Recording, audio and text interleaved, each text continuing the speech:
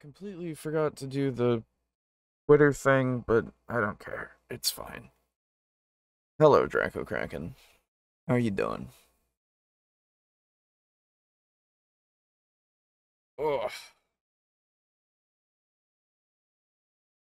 I would like to have a blanket or something, but the only blanket that I have in my room, in my office here, is one that my cats like to play with. So, I I will not be using that because I do not want them clawing into my legs. It's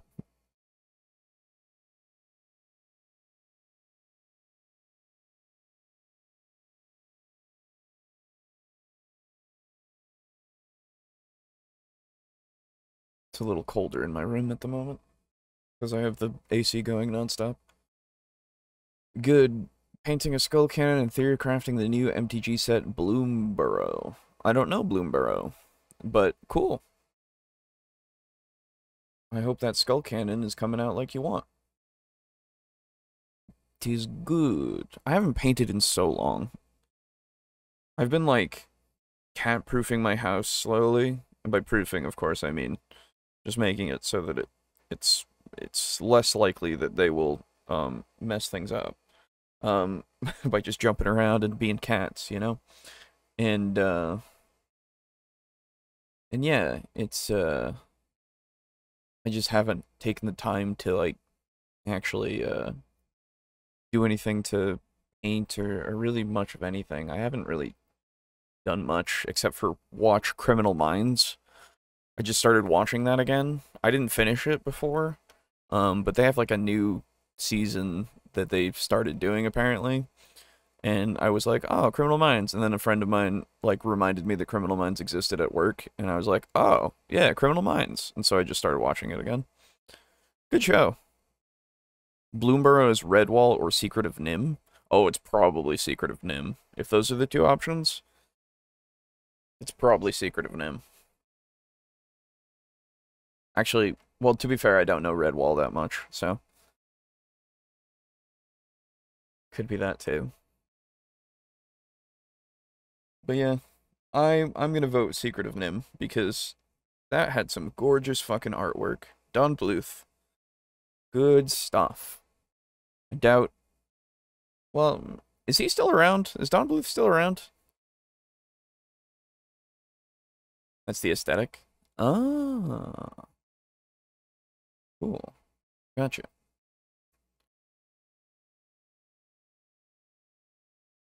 Well, um, it is just me at the moment. Boo will be here later, when he wakes up, if he wakes up in time. And Aiden might be here later as well. He had to go do something. So, you're stuck with just me, for a while, so, uh, I guess, apologies? At some point, my cats will probably also join me.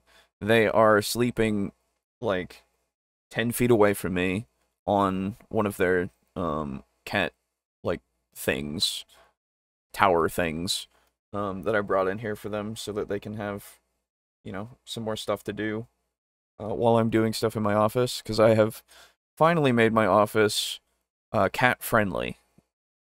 At least to a degree that I'm satisfied. So, at some point they might come up and start yelling at me. I don't know. We'll see. So be on the lookout for that. But yeah, welcome back to Table Talk Discussion and Discourse. I, as always, am your host, Alejo, aka Greydon95. And, today, we are going to be talking about a couple of things. That being, individual wounds in D&D, and how fleeing doesn't work, apparently, in D&D. I don't really know what that second one's about, but I guess we'll see. Hello, Timothy, how are you? But the first one sounded interesting, and I hope that it is interesting. It's got a title that kind of provokes a few things. So, here it is. Tracking individual wounds in D&D. Is this the best way to track damage in role-playing games? This is brought to us by Heath's Geekverse. And it's an interesting question. Individual wounds, I don't know what that refers to, but I'm gonna guess it is stuff to do with, like, limbs and body parts and all that kind of stuff, but I'm not sure. I'm good. You? I'm doing well. Thank you for asking. I've just kind of had a nice lazy day with my cats. And, well, it wasn't actually lazy. I did wash a bunch of dishes and stuff and cleaned up actually around the house, but yeah, mostly lazy. From the moment I understood the rigidness of steel, I've aspired to the springiness and bounciness of rubber. Hello, Shin. Yes, there you go. But yeah, so individual wounds, it might be like wound tracking as in, there is a system in, the 40k TTRPGs where you get individual wounds, just like you would in a 40k game. Individual wounds to then track stuff like that, I guess. And in Vampire, there's also that damage of superficial damage and aggravated damage, which is 2 different wound types. So it might be something like that as well. Not sure. But I figure that we just go ahead and get started and see if this is something that's better for D&D. I'm not sure about that, considering the way that D&D works mechanically, but I'm willing to be wrong, so let's see. Hello everyone, I'm Heath, and in this video we're going to be going through some more of the notes that I took on Dungeons & Dragons 5th edition when I was developing a medieval Cthulhu Mythos RPG with Infinite Black. So I had made a number of different notes about some of my concerns or thoughts about the 5th edition of Dungeons & Dragons when we were trying to decide what system we were going to go with or if we were going to try to develop our own. And in this video specifically, we are talking about tracking wounds individually. And really, I'm not sure why this isn't something that hasn't caught on more in Dungeons & Dragons and other RPGs in general, because it seems like in most hit point based RPGs, you've got this chunk of hit points, whether it's inflationary or not. We've talked about that in other videos. And then you're going to be losing those points by being hit with pole axes and great axes and, you know, potentially drowned in some cases, or hit with fireballs or stabbed with daggers or whatever. And rather than having individual wounds that you're having to deal with, all of those injuries are just kind of morphing together into one big loss of hit points that are trying to go against your main hit point total. And of course, Okay. It's a good point, at least, because, it doesn't necessarily represent any damage. Like, it represents the level of health you have left, yes, and that is your damage, right? But, like, it doesn't necessarily bring into play any debilitating damage. I think there are, in the DMG, I think there is a, optional rule that has a table of like severe wounds and stuff, I think, and that could be used as that could be used as something that could alleviate the problem after a certain threshold has been hit. Slash, you could just implement that pretty easily as a certain threshold is hit. Something you are debilitated in some way, like a -1 to hit attack rolls. Excuse me. A -1 to attack rolls, or, you know, you can start specifying body parts and stuff if you want to, and, kind of put damage on specific things, and then, you know, have, debilitating effects happen that way. But at the moment, it is just, you do a bunch of damage, number go down, doesn't really affect much. Other than the amount of time you have left to be alive. Oh hey, I saw this guy around during the OGL debacle. Oh, cool. Okay. Neat. Side note, I watched that pointy hat video, The Problem with Gods in D&D. It might be cool for the show, but the main point was there are too many deities, and that's bad. Oh. Okay. Maybe. I mean, pointy hat's a good resource for some opinions. Aiden saw on Reddit that people were memeing about that dragons video and basically just saying, oh yeah, his like, you know, his stuff that he made of the dragons that he likes, that he made of like the furry dragons, they're cool, but the original stuff is still good, so well, I don't understand why he thinks it's bad. So it seems like the majority of people are like, no, dragons are fine. You can just make your own dragons if you want to. What are you talking about? You know? Anyway. So yeah, D&D itself doesn't really have much of a wound system. Is it necessary? No, I don't think so, because we have conditions that we can implement via spells and other things that can kind of do what they want wounds to do, such as poisoning, such as knocking people prone, you know, all that kind of stuff. Freezing, actually being frozen, paralyze, I guess, is a better example. Paralysis,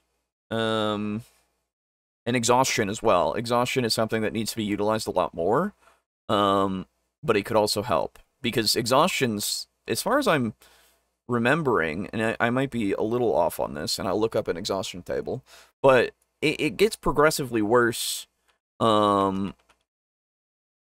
in the fact that it will start making it incredibly hard for you to do stuff, and to the point of death. Oh yeah, blinded and charmed and all that kind of stuff, petrified, right? Here we go, exhaustion. So the first level makes you have a disadvantage on ability checks. Second level, speed is halved. Third level is disadvantage on attack rolls and saving throws. Fourth level is hit point maximum halved. Fifth level is speed reduced to 0, and sixth level is death. So like, those could all be used as things that you can get as you start to get hurt a lot. Perhaps you make a Constitution saving throw after, you know, a chunk of damage has been taken, that you can do in like fifths, right? That way, every fifth, if you make a Constitution saving throw, you get a point of exhaustion, right? If you don't make it, sorry, you would get a point of exhaustion. Thus, you could utilize exhaustion a little bit more as a combat thing as well. So yeah, it'd be cool. I'm sure the problem of too many deities can be solved with the addition of more deities. True. Hello, Rudy. I would like long-term wounds / scars for going down in D&D, but I don't know if I need that to be official and not homebrew. Yeah, well, so literally in 5e, I'm pretty sure there's a table for getting scars and stuff, and actually like losing arms and shit. Like, there is stuff there, I think. Oh yeah, I remember the dragon video. All it did was make me want actual furry dragons and sugar daddy and sugar mama ones. Yes, exactly. But utilizing it as you can't necessarily, well, you can die still, but also it's one of those things of you have every fifth of your health. You make a Constitution saving throw. You get a point of exhaustion if you fail, and that can still stack even if you're healed, right? If you're healed up to another fifth, basically, of the fifth that you lost, you would still then have to make another Constitution saving throw after you lose that fifth again. And that would also make lesser and greater restoration come into play more as, like, combat, you know, helpful things. That way, you can utilize that whole table that nobody really does a bit more. I don't know. It's just the thought that I have right off the top of my head, just to make it so that it works in that kind of way. Of course, that is simple. It is easy. And so I can understand why it does make sense, but I still think that more RPGs would be tracking wounds individually. And this is actually something that I really like about Hackmaster. And I bring up Hackmaster quite a bit. It's one of the 3 RPGs that I think about quite a bit when I'm thinking about the development of RPGs. Sure. The 3 that I think of the most are GURPS, 4th edition, Hackmaster, and then also Fate, actually. So those are 3 systems that I really like. And it actually surprises people that I like Hackmaster as much as I do, because I tend to be much more storytelling focused. And, you know, when you're talking about Hackmaster, it's a much more crunchier rule system. It's a much more old school kind of rule system. And so people are surprised that I like it. But it does have elements that I do like. And one of them is the tracking of wounds individually. So this is what I typed up and sent in to the whole development team on the subject. Tracking wounds individually. Instead of deducting hit points from one general pool, each wound is kept track of individually. This lets you know how many minor wounds or how many major wounds that you have.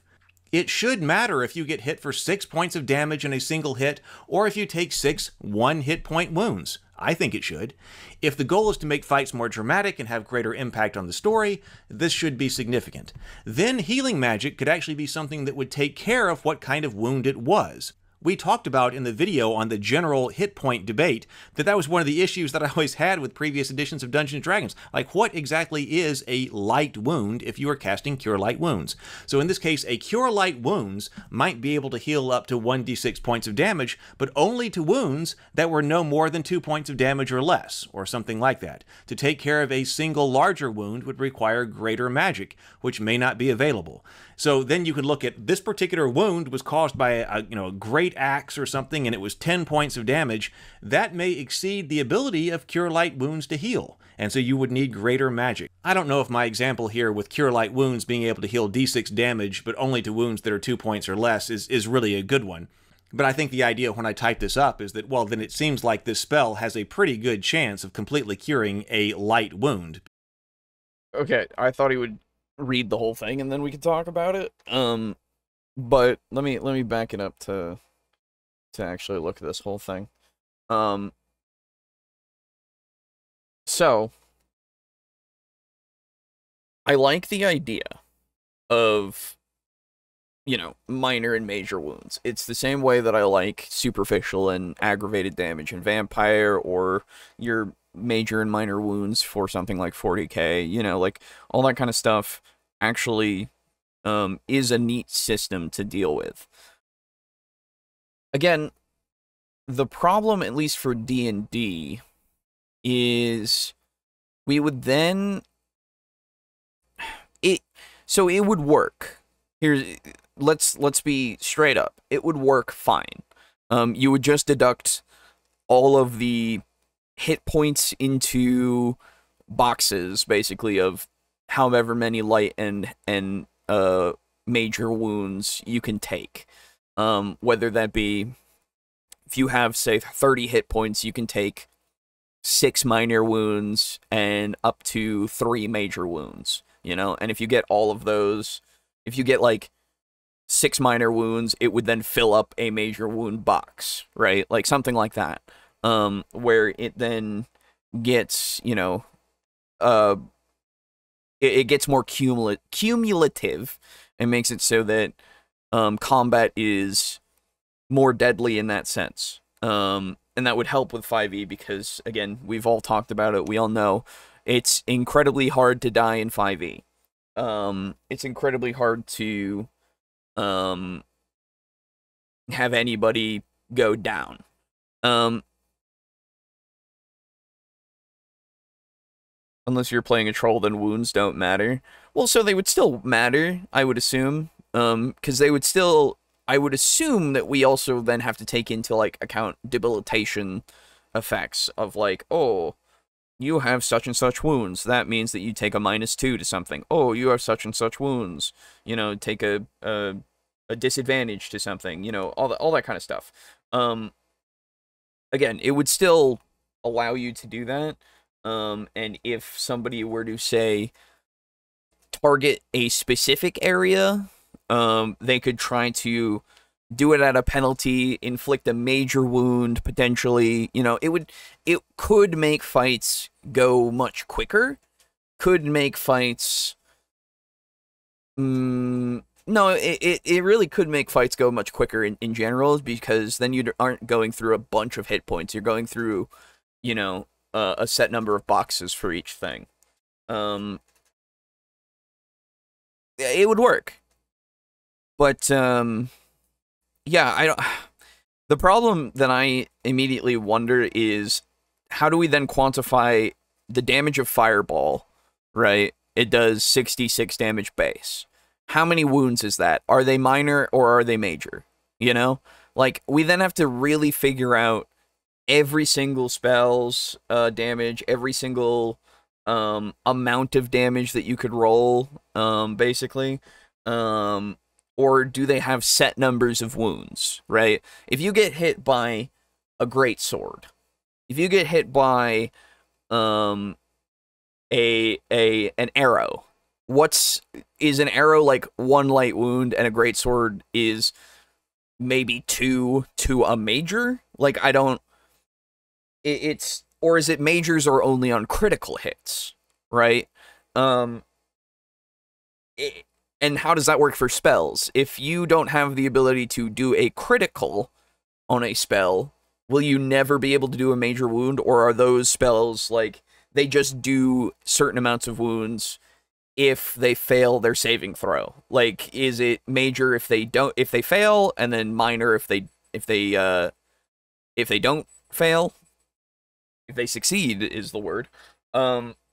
We have to consider a bunch of things in order to change it to that kind of thing. Honestly, I really think that if we had more conditions that were built in to a lot of weapons and abilities and stuff, that it would change how people view D&D's hit points, I think. And it's like how Pathfinder does it. Pathfinder has a lot of conditions. You have your dying and wounded condition, I believe. That's what they are for making it so that it's easier for you to just die. But then they have everything can really give you conditions and all that kind of stuff that changes the way the battlefield goes. And they have huge numbers of hit points. So then you have to figure... Like, the conditions are there so that the huge number of hit points is manageable, at least in my rather limited view on it, to be quite honest. But that's at least where my brain goes with it. If we want to make it so that it feels less quote-unquote bloated, which it does feel bloated after level 10, which is why people don't play past that, usually, from the statistics we've seen. But if we want it to feel less bloated, then we can start utilizing things like exhaustion, like conditions, in order to really speed things up. Because something like paralysis is really... And I think that's what they do with a lot of things. But some things are just damage sponges, right? So, I don't know.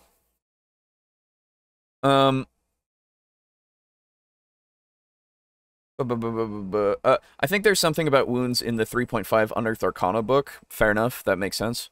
Does Pathfinder have wounds, and is it done well? They have the wounded condition, which is when you go down and then get brought back up by healing magic. You know, like you go to 0 or negative, and then you get brought back up to like 1, you know, minimum. That you get a wounded condition, which makes it so that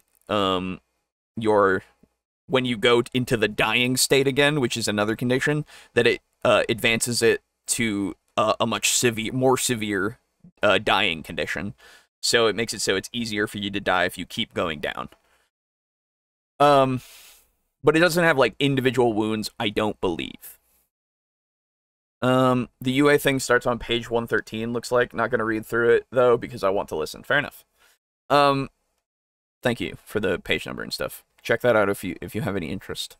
I would say 3rd degree burns from Fireball should be a major wound. Yes, I would think so as well. Like, Fireball would give a major wound if they don't save against it and aren't a rogue, right? Because with their, what is it? Evasion, I think it is. When they succeed, they take no damage and all that, but if they fail, they only take half. So they would take a few minor wounds, right, and all that. So I don't know. It's something that you would have to consider. Which again, I'm well and truly for that kind of work of going in, trying to figure out how to change it so that it's a wound-based system instead of a, I guess, number of hit points, a hit point just in general, base system, for combat. That's fine. We can do that. It's just I don't want to take the time to do that because D&D still works fine for me, the way that it is. And that's something that I don't think I have issue with in general until you get to higher level play. In which case, then I go, damn, things have a lot of hit points. Fuck, you know? Has anyone made a TTRPG using the systems and parts that all of them do well and make the perfect one? I don't know. Probably. There's no such thing as a perfect TTRPG, you know, quote unquote. Everything's gonna have its strengths and weaknesses, obviously, and it's also due to preference, right? Because it might be in a fantasy one, or it might be in a cyberpunk future one, or it could be in a post-apocalyptic one, and the person might prefer one or the other. There's no way to make a perfect quote unquote system, I don't think. I mean, yeah, it really just is. What does perfect mean in this sense? Does it just mean that it all works? Well, most of them all just they do work. You know, we know how to make a bad system where it doesn't work at all, or it is incredibly difficult to understand. It might work, but it's still like it's convoluted, right? But yeah. Dwarf Fortress uses wounds to keep track of all your organs. Yeah, fair enough. Players and DMs would never agree what the best part of each system is. That is true. No such thing as a perfect TTRPG system. Tell that to the grognards that shake their fists at every non-OSR game. Yeah, well, we don't... Having an open mind is also something that you just need. The perfect system is called outside. That's right, go touch grass. Anyway, even outside isn't perfect. That's true. I could die if I go outside for too long. Anyway. Hit, or if you take 6 1-hit point wounds. I think it should. If the goal is to make fights more dramatic and have greater impact on the story, this should be significant. Then healing match. And since we're talking about, he's talking about like 4 or 6 hit points of damage in one hit, and then 6 hit points of damage individually. And I agree, there should be a difference there. Like I was saying with perhaps we put the condition of exhaustion into effect, right? Every 5th of your health. And if you get like a 5th of your health in one hit, maybe you have, it's instead of taking 1 point of exhaustion, you would take 2 points of exhaustion, slash, if you fail the Constitution saving throw, then you would take 1 point. You know, it's gonna wear you down because it's still it's a big hit. Like, yes, if it was 6 individual points, let's say you had 30 hit points, you take 6 individual points of damage, you would make your Constitution saving throw, and you fail, you get 1 point of exhaustion. You take 6 from 1 hit, you fail your Constitution saving throw, you take 2 points of exhaustion, and if you pass, you take 1 point of exhaustion. I think that would be something that could be a fun kind of way to beef up the stakes of combat a little bit. Sorry, my cat is trying to get behind my monitors again. Mab, stop. My goodness. Okay. But yeah, anyway, it's literally just, I think there should be something, but again, with this, in the example of Cure Light Wounds, if it's a d6 of damage, then then you have wounds that are no more than 2 points of damage or less. So you would have to then write into each box how many points were done to equal that wound, I guess. So, like, you take you take 1 from one hit, 2 from another, 3 from another.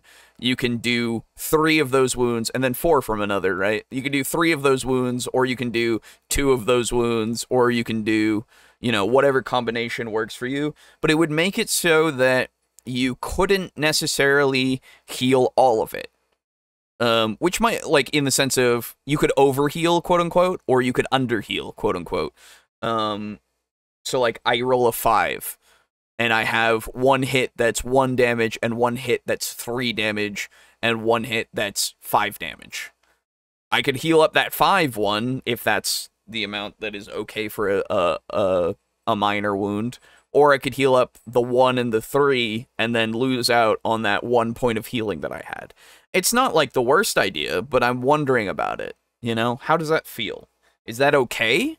Do we think that we would like that? I'm not sure. Report any glitches you see outside, and I'll try to patch them. Appreciate that. True, it's just when people say Game A has good combat but bad magic system, Game B, good magic, bad combat, so I just want to say, just duct tape the good ones tougher together, Yes, I get that.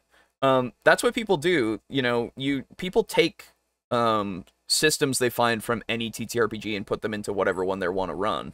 That's a very common thing. But you also have to make sure that they work, because System A's magic might not work, or sorry, System B's magic might not work with System A because they run completely differently. And you would have to figure out how to make it work in that system that you're creating or utilizing. So it's a tricky thing, but that's why we like homebrewing. Magic could actually be something that would take care of what kind of wound it was. We talked about in the video on the general hit point debate that was one of the issues that I always had with previous editions of Dungeons & Dragons. Like, what exactly is a light wound if you are casting Cure Light Wounds? Well, so immediately what you think of is things that are not super hard, like, not super grievous, I guess. So, not heavy wounds, not, like, light wounds are just, I don't know, cuts and scrapes, really. Because it's like a D6 usually, plus your whatever. And, yeah, I guess it's not hard to imagine what it is, like, narratively. And even if you have a character that has a bunch of quote-unquote light wounds and something that is major, then it would be like, oh, you're healing that major wound a little bit while all of the other cuts and bruises and stuff that's on your character start to heal and go away. But that major, like, cut that's in your chest, it only closes slightly. It's not actually, gonna close up from just that amount of healing. Like, that's what it looks like to me in my brain. And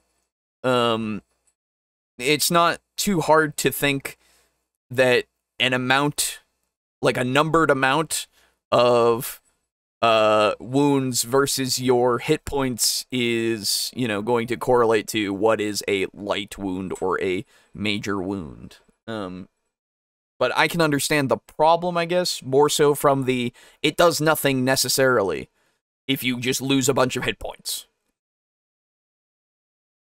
So in this case, a Cure Light Wounds might be able to heal up to 1d6 points of damage, but only to wounds that were no more than 2 points of damage or less, or something like that. To take care of a single larger wound would require greater magic, which may not be available. So then you could look at this particular wound was caused by a great axe or something, and it was 10 points of damage.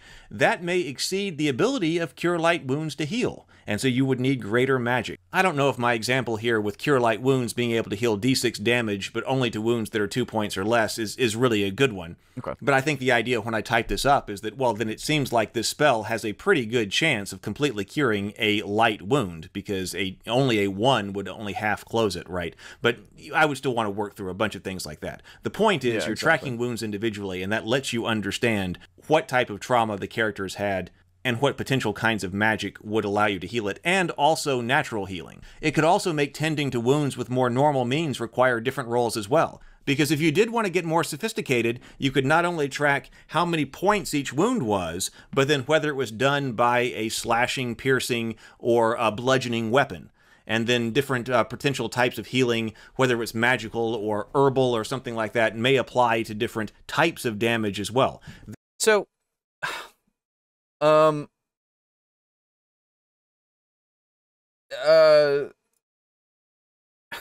so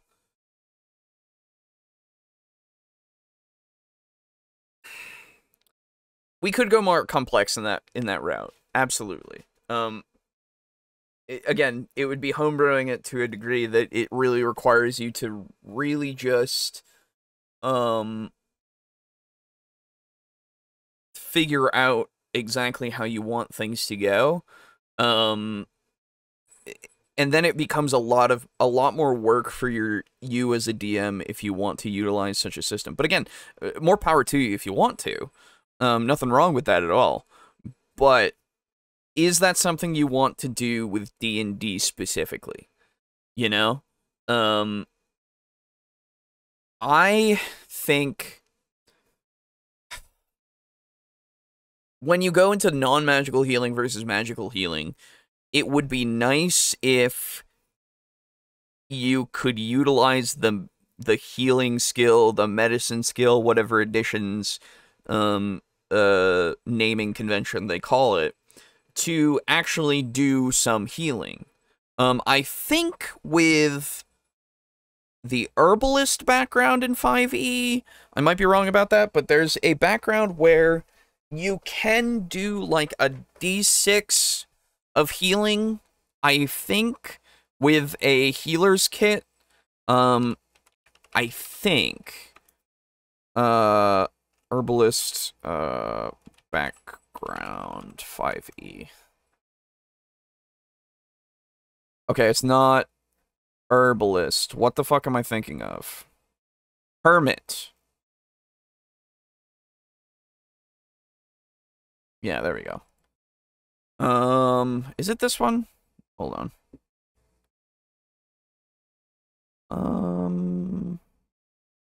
No, you get an herbalism kit. Am I crazy?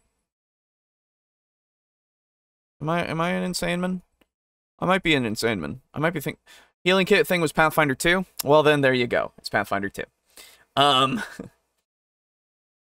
So it would be nice to have, but you know.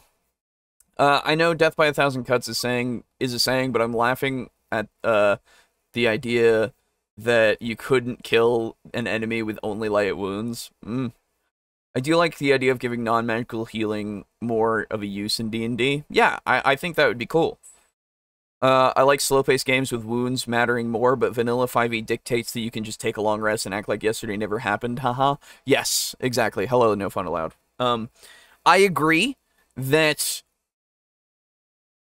it would be really nice to, like what I was saying, with utilizing exhaustion during combat, right? Every fifth of your HP, so that you don't necessarily die from exhaustion outright, unless crits happen.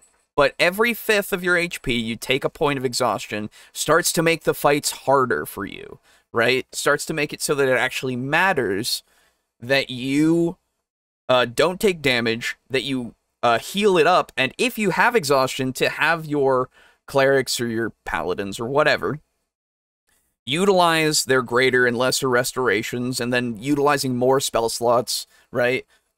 Makes it so that short rests matter a bit more, kind of. No, it does, because after an hour of rest, you can take away a point of exhaustion, I think?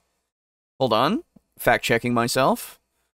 Exhaustion 5e. Hold on.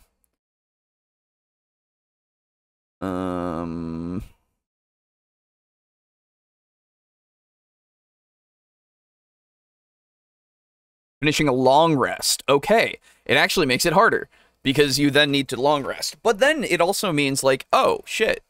are we able to continue on? Like, it makes combat way, way, way fucking harder for you, right? And it might be that thing that a lot of people need, of like, oh, this exhaustion thing is never used. Oh, combat is pretty easy and it doesn't matter if you go down. Hell, if you go down in this kind of system, you might actually just get a point of exhaustion after you get back up in combat, if you get up in combat.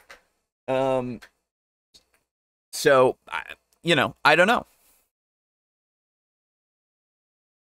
I guess not being able to kill with light wounds would keep wizards a little safer than cats. True. If you interpret HP loss as kind of stamina loss, exhaustion makes sense, and full recovery from long rests also makes more sense. Yeah, exactly. It's part of what HP is, you know? HP is a lot of things, right? But adding exhaustion to kind of intertwine it with HP makes it so that it represents being more than just, oh, I get cut. Oh, I got bashed in the head with a mace, you know? I've got a big bruise on my head. Owie. It makes it so that you're more also taking into account of, I'm fucking tired. I've been fighting back these hordes of goblins, like, and again, I know that some people don't seem to understand that combat is dynamic. Like, if it's not your turn, you are still, like, in combat with something, technically. It is still, like, trying to parry and riposte and all that kind of stuff. At least in my mind, it isn't just you're standing there waiting your turn, you know, like, in your fight, in your idle animation. But it would also represent that, like, I'm fucking tired. I need to take a rest. Jesus Christ. And it would shorten a lot of adventuring, quote unquote. In the sense of, like, oh God, we have gotten so exhausted throughout our day. I don't know if we can make it to, like, through this dungeon. Maybe we should figure out if we can get out of here and come back. And it would make it so it's like, all right, guys, you can run away if you want. And it would then also scale with HP, right? Because it's a fifth. So every time you have a lot more HP, it would still be a fifth of that, and it would keep increasing that kind of thing. I'm really talking myself up with this idea, and I might implement that if I ever play 5e again. Because it actually sounds kind of interesting to me, of utilizing exhaustion in that way. I don't know. But yes, so with the light wounds thing, if you couldn't kill somebody with light wounds, I don't know about that, you know? That's why I suggested, like, if you have a certain amount of light wounds, then it would turn into a major wound or something. Because I don't know how we're tracking how many fucking, you know, whatever it is. How many wounds everybody has, so, No one will play 5e when 5.5, I mean, 1 D&D drops. True. You're right. But it's it's basically 5e, but with a little bit more, so, maybe everybody will be okay with it, because it'll have all of those elements that 4 had that people didn't like then, but will like now, because it's not 4, I guess. It's always been 4. It's always been 4. Anyway. That may be getting too complex, because I was asked in a YouTube comment, you know, we're talking about reducing randomness, but how do I feel about complexity versus simplicity? And that's something that I've still got to feel out. My general idea is to go simpler in order to expand my player base. That's the general idea, because I have a lot of people in my friends and family circle who are willing to play rather advanced board games and enjoy those, but they don't make the leap to go on to RPGs. And so if I had an RPG that was a little bit simpler, I would be able to expand the number of people who would be enjoying the game and able to play with me. But that's just kind of my general thought right now. Sure. This kind of idea with wound tracking, that does kind of go in definitely the more complex direction, and it may be too much. So all of this is just talking things out. It's not intended to be any type of final system. These were just my notes that I came up with, and I decided to make this video series basically to just talk them out, so talk myself through them, and then also I've really been enjoying the feedback in the comments that people have been providing, because it seems like people have, generally speaking, been very positive, and by positive I mean constructive and extending the conversation, even if they disagree with what I'm saying in any video, which is I think honestly what we could do is, oh, hey, my cats are getting onto things. Okay, we're good.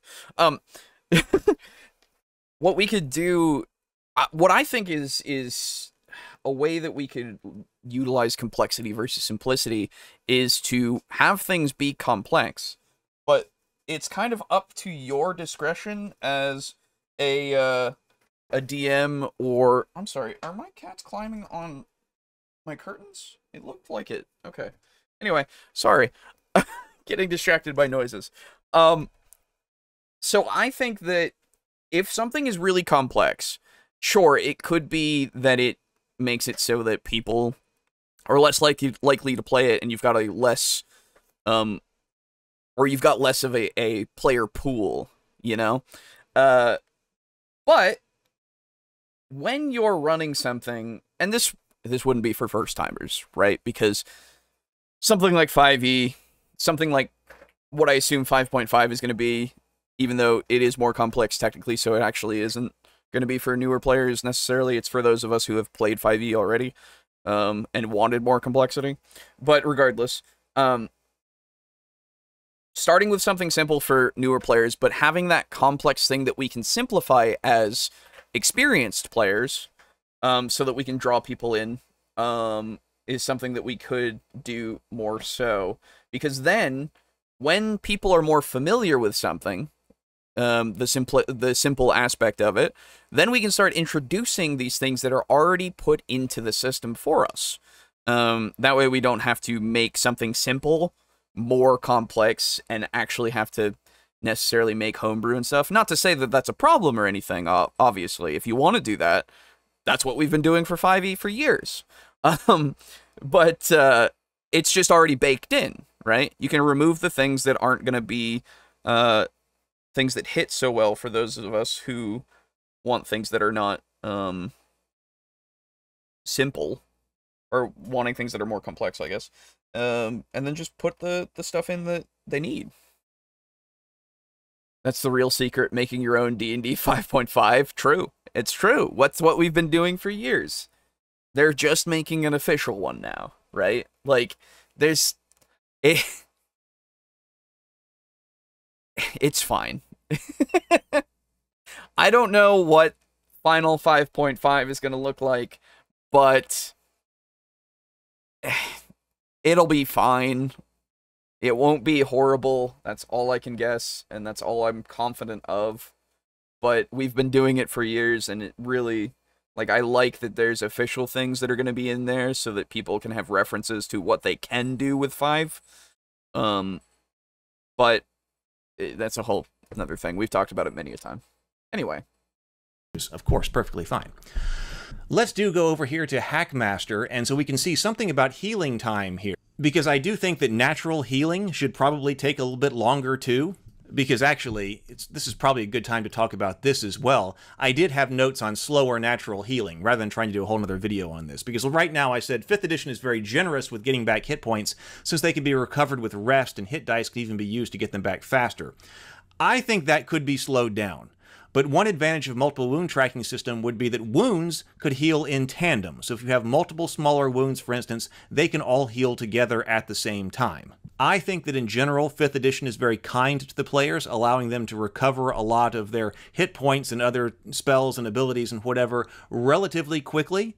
That has advantages. It also has disadvantages. True. The only time when I recall really being in a lot of danger and losing characters is when we forgot to rest, basically. If we didn't rest and we just pressed on, that was bad. Every time. So, he's right. Again, 5th edition, like... We implemented that for our campaign for 3.5 just because it made things go a little faster. We didn't have to just... Like, it would have lasted a lot longer had we actually taken days upon days of waiting for our hit points to heal, / we could have spent some of our money on magical healing, right? And made it so that we didn't actually need to do that. And to be fair... that wouldn't have changed much because we had so much money anyway that we were kind of throwing at things. But it really was more for just ease of play. Because 3.5, we still had, we were still in danger a lot of the time. At least we at least felt like it, right? And So, it was again, it was for ease of play as well as we were recording it, so it was something that we could, you know, just have be like, we're here, we're done, we did it. Sorry, that seemed loud. My bar went red when I slapped my hands. But the obvious drawback for 5e is we've already got so many ways to heal fully. And again, if we don't go to sleep, that's the only time when we're going to die. It's true. It's just true. It's unfortunate. And thus, everybody kind of feels really safe all the time when they're playing 5e. Especially when you go down, nothing happens, when you get back up, and you can just keep going. Keep fighting. Which, again, we point to Pathfinder with its wounded and dying conditions. And then we also have come up with many different things, like I've come up with today, of the exhaustion thing, applying. There's nothing raw that really, aside from optional rules, but again, those are optional, so it's not raw, technically. There's nothing that really makes it so that, unless it is just a big number of damage that's getting thrown at you, you don't really feel like you're dying. And especially even with that, it's like, oh, you have to then, with that big number of damage, have your in negative points, your health in negative. So if you have 100 health, 200 damage needs to be done to you in order for you to just outright die. And then, of course, you have death saving throws, right? It's a whole lot. And again, not necessarily a bad thing, but it does make it so that things feel a little more anemic when it's combat and when you're losing health. But we've done many a thing. We all have done many a thing in 5e to fix that if we find that as an issue. If you don't find it as an issue, then that's fine. There's nothing wrong with it, you know? So, sorry, I was going on about that. But, with natural healing, I agree, hey, let's make it so natural healing takes longer. Cool. Let's make it so that hit die are used a lot more raw. Yes. Because, again, we talked about it before, but when I was in my 5e campaign, when I was playing that 5e campaign, short rests were never really a thing unless you needed to get spells back. That was it.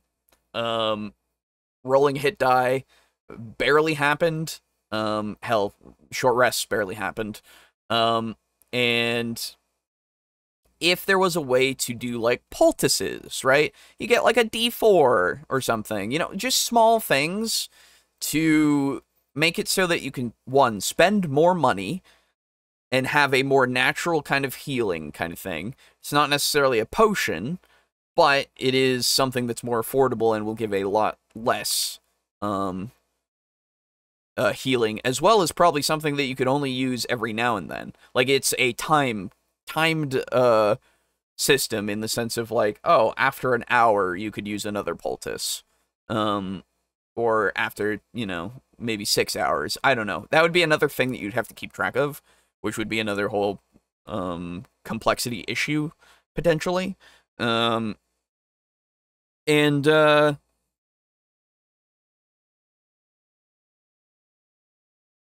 I mean, the herbalist kit and all that kind of stuff, like, I don't know.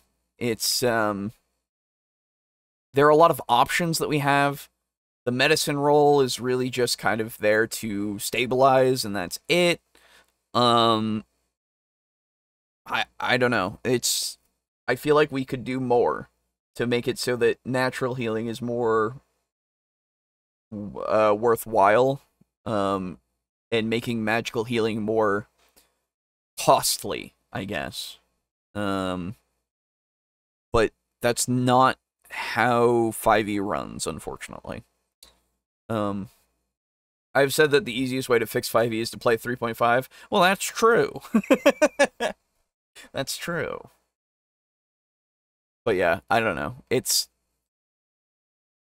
I wish that, and I don't know how they're going to change 5.5, because I don't know what the actual rules are, you know, are going to be in the player's handbook, but they might change some things. They're probably not going to change, like, healing in the sense of short rest, long rest, but, you know, short rest 8 hours, long rest a week, make them suffer over time. I mean, you could. That is one of the options, I think, in the DMG, to make it so that that's the way. And again, that's absolutely fine. Like, I don't mind that. It really just depends on the table, right? At the end of the day, it really depends on the table and what they want. For a lot of us, it is more complexity with 5e, if we're playing 5e. But then again, if you want that complexity, you could just go back to, as said, 3.5 or any other system to look for it, you know? So, but if you really want 5e, and you want to change it a bit, it's one of the most modular things. And they even include a lot of examples of optional rules that you can implement, like the longer rest period, or what's it? Fuck. We did it all the time in Devils and Dice. What the fuck is it? It's when you're on one side of the enemy and the other side of the enemy, and you get a little bit of a bonus. But in 5e, it is just straight up advantage, which makes it really good.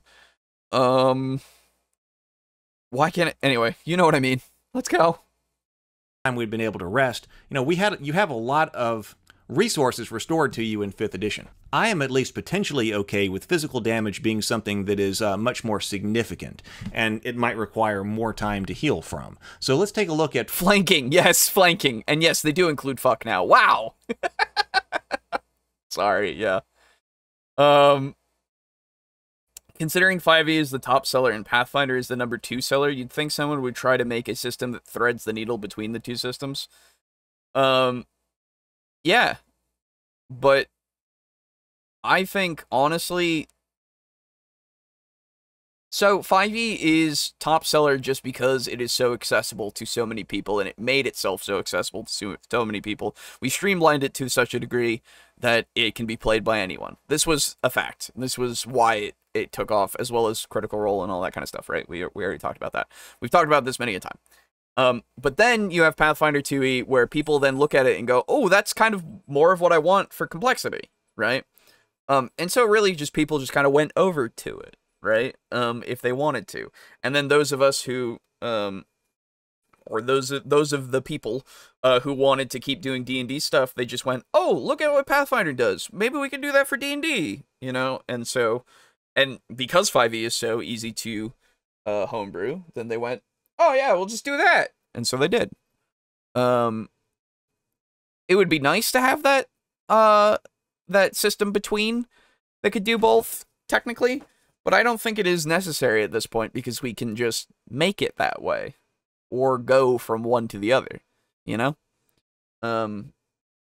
So, I don't know. It'd be nice, but,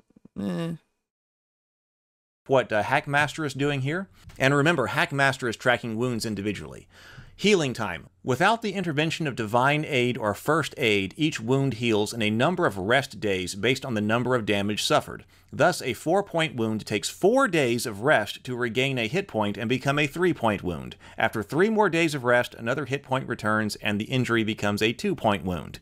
So then, I suppose natural healing could take care of larger wounds, heal them down to something that's like a light wound, and then magic could step in at that point if that was all the magic that you had.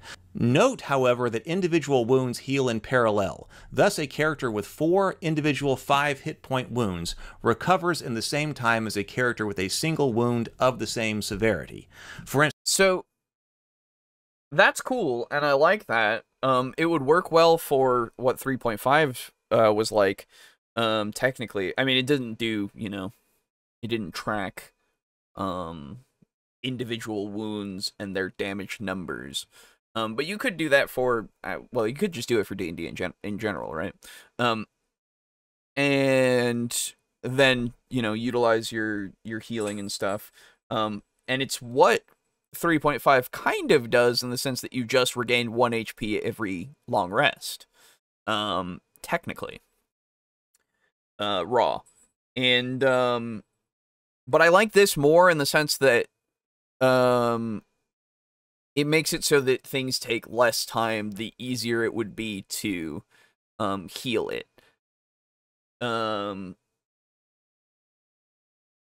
But again, these are two different systems. If we, I guess, start tracking things like that, I don't know. I would have to see how, like, these injuries are tracked in this system itself to then see if we could just take this and just put it in, like, 3.5 or in 5. You know? I think that if we could do something like that, great. Cool. Oh. Oh, that's weird. Okay, wait a minute. Needs to recuperate for 6 days on account of the 3-point wound. 15 days for the 5-point wound. And 1 day for 1-point wound. Does all the wounds heal? Should be completely healed in 15 days. Oh, jeez. Oh, that's weird. Okay, I get how it works. Huh. Sure.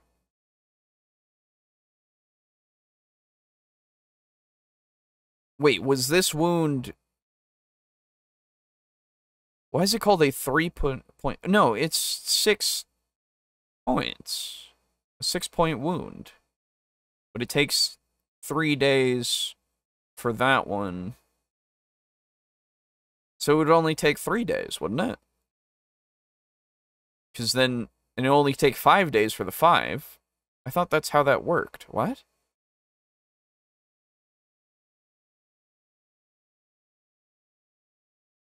Sometimes hybrids would just give you the worst of both worlds, like with Gunblades. Tell it to Final Fantasy makers, true. Yeah. Am I crazy on this? Is it because each of these equal 15 that it will take 15 days? But wouldn't it just take the 5 because every... Oh, no, it takes 5 days for... Right. Sorry, I thought it was like... Okay, so 3 days, 2 days, 1 day. So then I get it now. Okay. I'm just dumb. Never mind. Let's postulate that Urgaz, the dwarf, suffers a brigand attack. He takes 3 wounds in that scrape, one which causes 3 points of damage, one that causes 5 points, and another trifling injury of just 1 HP. Without access to first aid or curative magic, Urgaz needs to recuperate for 6 days on account of the 3-point wound. 3 plus 2 plus 1 equals 6. 15 days for the 5-point wound. 5 plus 4 plus 3 plus 2 plus 1 equals 15, and 1 day for the 1-point wound. Of course, since all the wounds heal simultaneously, Urgaz should be completely healed in 15 days. I think what we would want to do for 5e, if we want to do something like this, something that has you spending more time in downtime, then we need to make more downtime things to do. Now, not to say that there aren't things to do in downtime that are already in 5e as is. I believe Xanathar has added a bunch of downtime activities. And 3.5 had a bunch of downtime things like tables and stuff, if you wanted to reference those as well. And you could utilize a bunch of those for downtime in 5e. My cats are scratching at walls. What are they doing? Hello. Stop. Mab, go. Get out of there. Thank you. Go. Thank you. So if we start utilizing downtime in that kind of aspect, that would be nice. What I want to see is if any of those downtime activities actually give benefits, because I don't remember. So I'm going to get my Xanathars. I believe it's right over here. If I'm looking at my shelf. Where is my Xanathars book? Yep. Okay. It's not actually in my shelf. Never mind. I guess I'll just have to look it up. Give me a second. Guide to everything. And I'll just use the AnyFlip. Get out of there, Mab. Come on. Thank you. Mab is just going after a plug that I had over there. Okay, so Let me look at downtime, because I'm pretty sure Dungeon Master's Tools. Downtime Revisited, 123 in Xanathar's Guide to Everything for 5th edition. Alrighty. We've got rivals, we've got... here we go. Downtime activities, like buying magic items, carousing, which could have complications as well. Make contacts with it. Crafting something.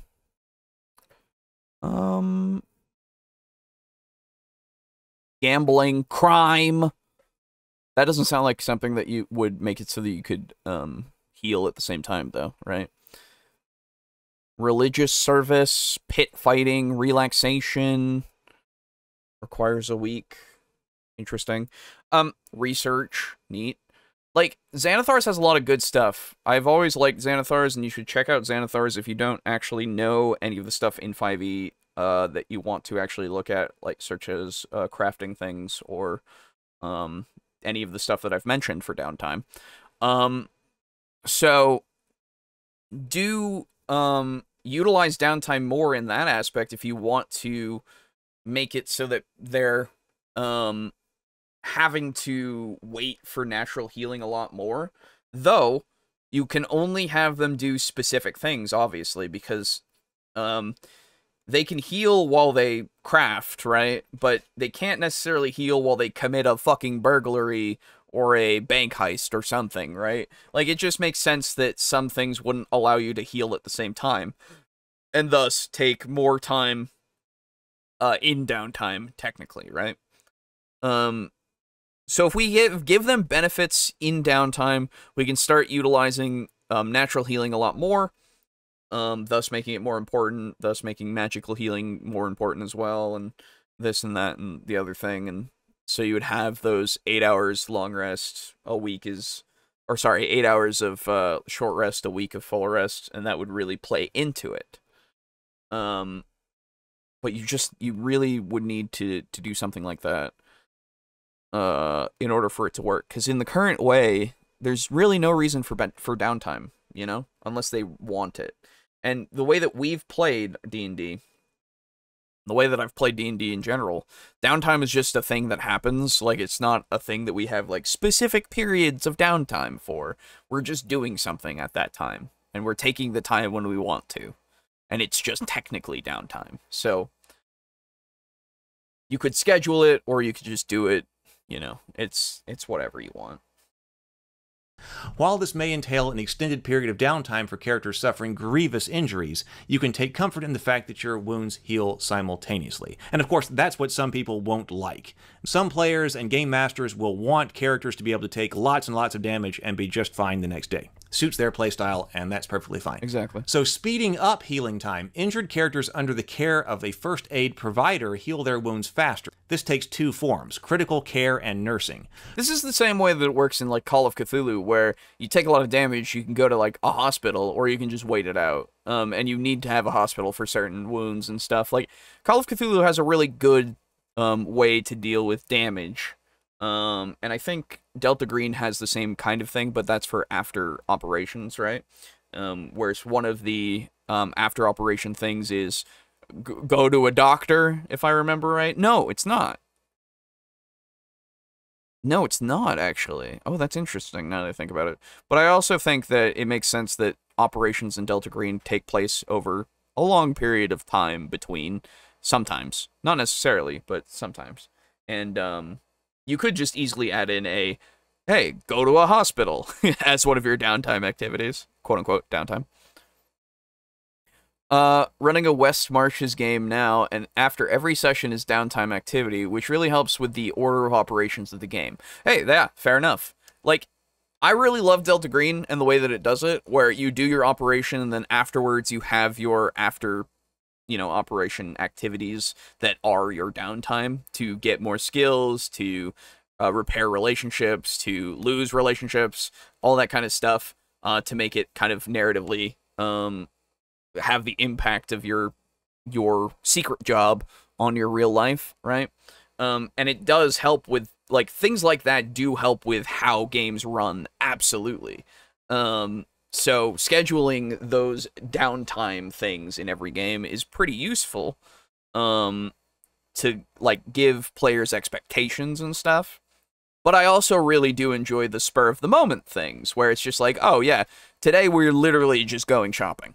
That's like the day. That's the session. Unfortunately for the DM, maybe, that's all we're doing today. We'll get to the other thing later. Like, that's also fun, because it is like an in-character decision usually, and it leads to a lot of side stuff, and a lot of character interaction that you might not get on a scheduled thing that's just roll it out, you know?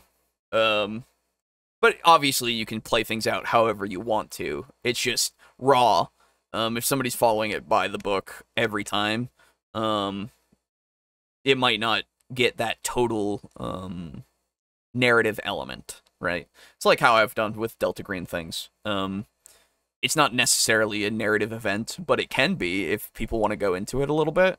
But I do kind of make it a narrative reason as to why things are happening. When we were doing our in-between game of Delta Green, after the operation was complete, we figured out reasons why these relationships went down and stuff, because they had projected sanity loss onto bonds. And we figured out how that manifested and everything, and it was just really cool. I really, really liked it. But we didn't necessarily go into, like, scenes of it, you know? Critical care provides the opportunity to immediately treat individual wounds and lessen their severity. If successful, it restores 1 hit point per wound. This can be particularly beneficial when an injured party has suffered a fair number of individually minor injuries. Nursing allows natural healing to proceed at a quicker pace. For example, a 4 hit point wound ordinarily takes 10 days. 4 plus 3 plus 2 plus 1 equals 10 to heal. A first aid provider of at least novice mastery, this goes into their skill ranks here, can reduce this to 7 days. 3 plus 2 plus 1 plus 1 equals 7. A master of first aid can even reduce a 4 hit point wound from 10 days to only 3 3/4 days. 2 plus 1 plus 1/2 plus 1/4 equals 3 3/4 days, i.e. 3 days and 18 hours. So if your character is lucky enough to know a cleric, stay on his good side. Clerics have access to certain divine spells that allow them to heal wounds instantly. Hit points restored from clerical healing apply to 1 wound at a time of the cleric's choice. Any extra healing gets applied to other wounds, again, cleric's choice. Certain magical potions also provide immediate or improved healing. Oh, I guess that is a way that you could do it, of, like, if you overheal, it could run over onto something else, so it wouldn't be wasted necessarily. Okay, that's something. So there was a lot there, and arguably in the system that I'm kind of looking for, talking... It would be... So, the other thing, like, if we're going to do something like that, where you have novice, master, all that kind of stuff, of ranks of something, we used to have that ability in 3.5 and such, where they had that proficiency in the sense of ranks. And you could probably call somebody a novice, journeyman, master with the amount of ranks they have in something. You know, Mez had, at the end of the campaign, like 20-something points of ranks into spellcraft, just over that time period, because that was one of the major skills that I wanted him to have. And so he would probably be considered somewhat of a master of spellcraft. And then taking it to a healing kind of thing of, like, if you're this rank, you get to subtract a certain number of points from the wounds just outright after a few days and such, or take days off of that time and all that. You used to be able to do something like that, but with 5e, it doesn't really work that way, because you don't have the ability to specialize in skills. We've talked about this many a time. 5e would need to have a better skill point system in order for this to really work well. Like, yes, you could just give titles to people, and say, that guy's just a master of healing. Like, he's a really good doctor. Go to him, you know? You could just implement that if you wanted to, but you could also make it so that the players themselves could have that more specialized character, so that in those situations on the road, if they want to utilize the ability to heal non-magically, they are a natural doctor, slash they've studied it to a degree that they can be a doctor, it would give them something more because of those skill points. It would give them something that they can really actually see growing as they keep putting in more points, just like 3.5 did. And I assume 4 did as well, I think. But, oh my god, my cats are going crazy.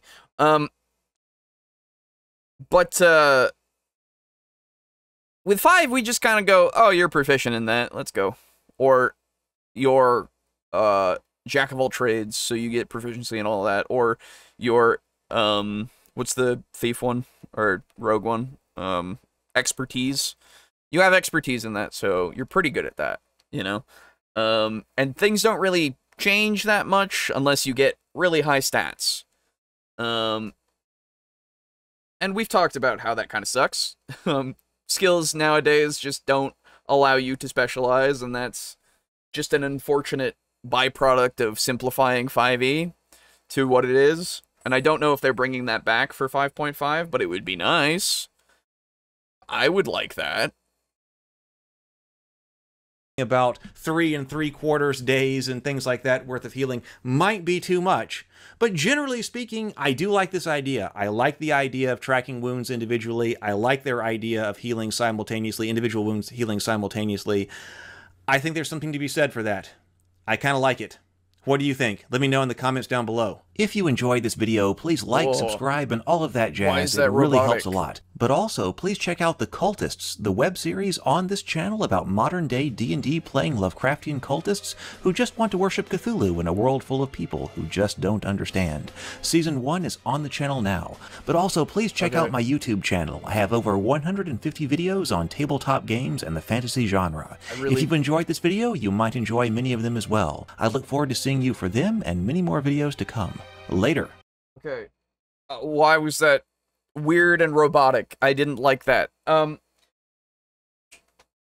Sorry, my cats are now going after a thing. Ah! Stop! Thank you. Oh. Oh, no, no, no, no, no.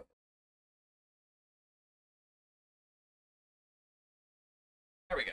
Okay.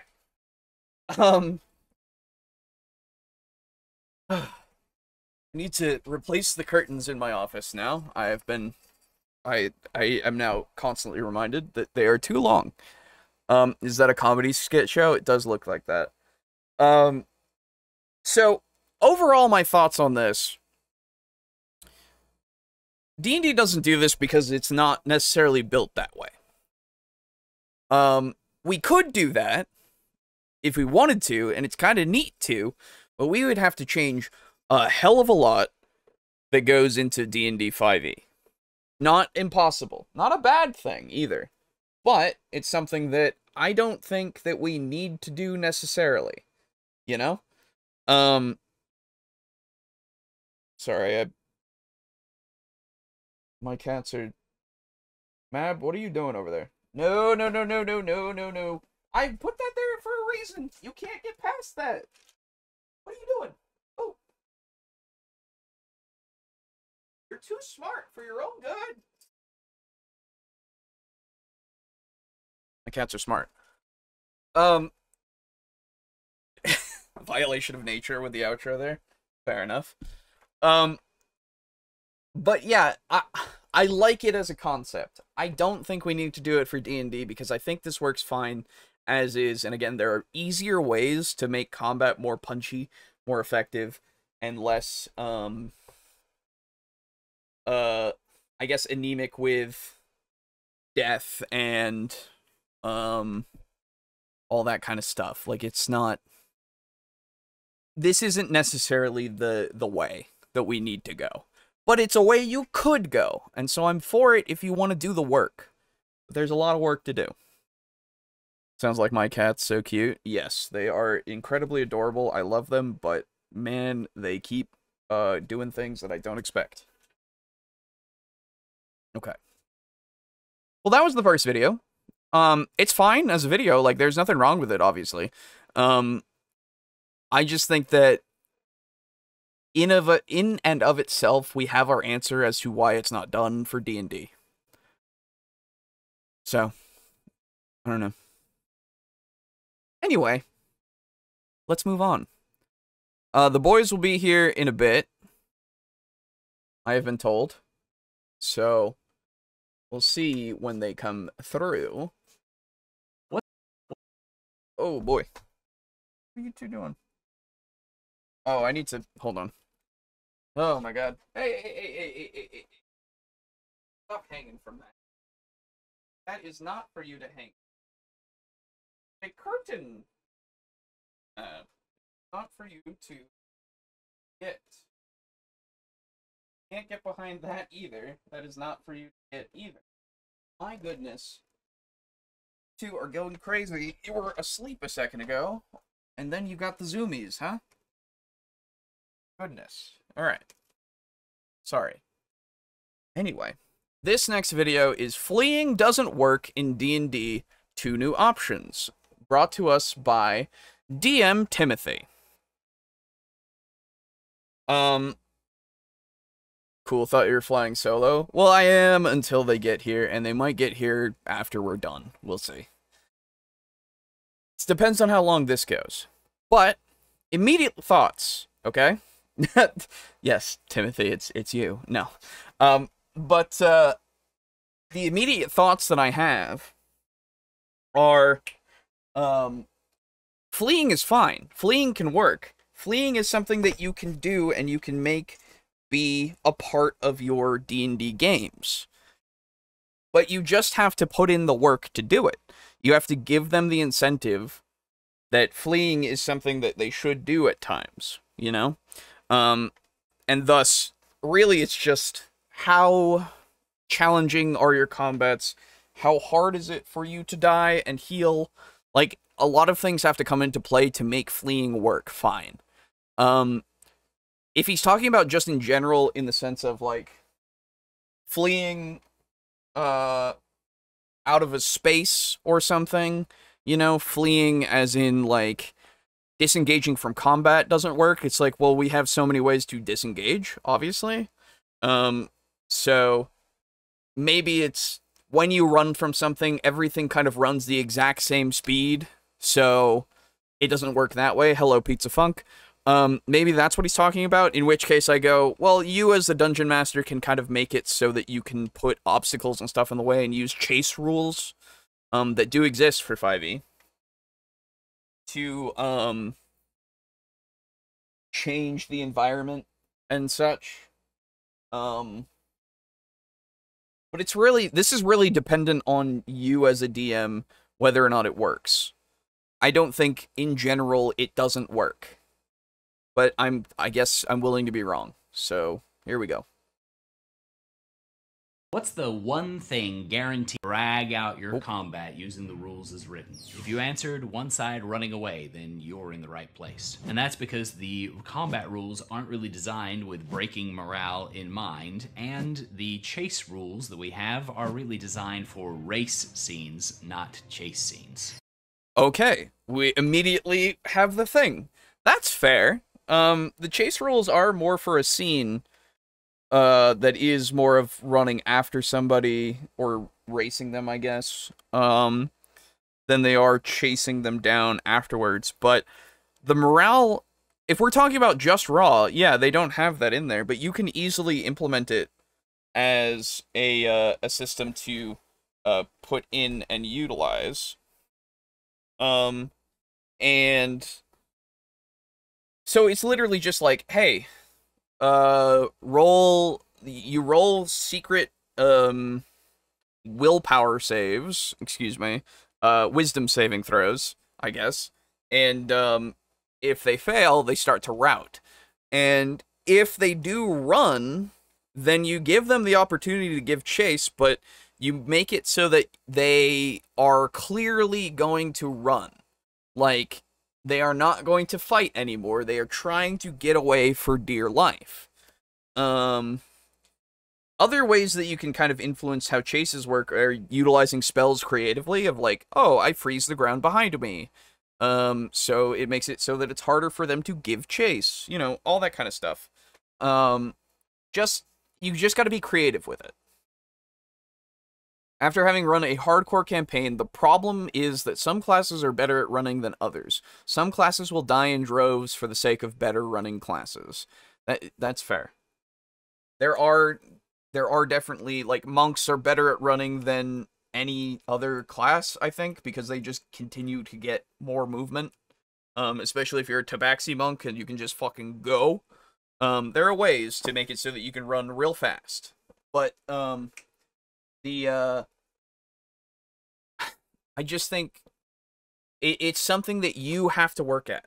If you want to implement the ability to run away, you have to work at it. Fleeing is perfectly fine. No one will judge you. It's a brave thing to run away. It's true. Brave Sir Robin did teach us a lot.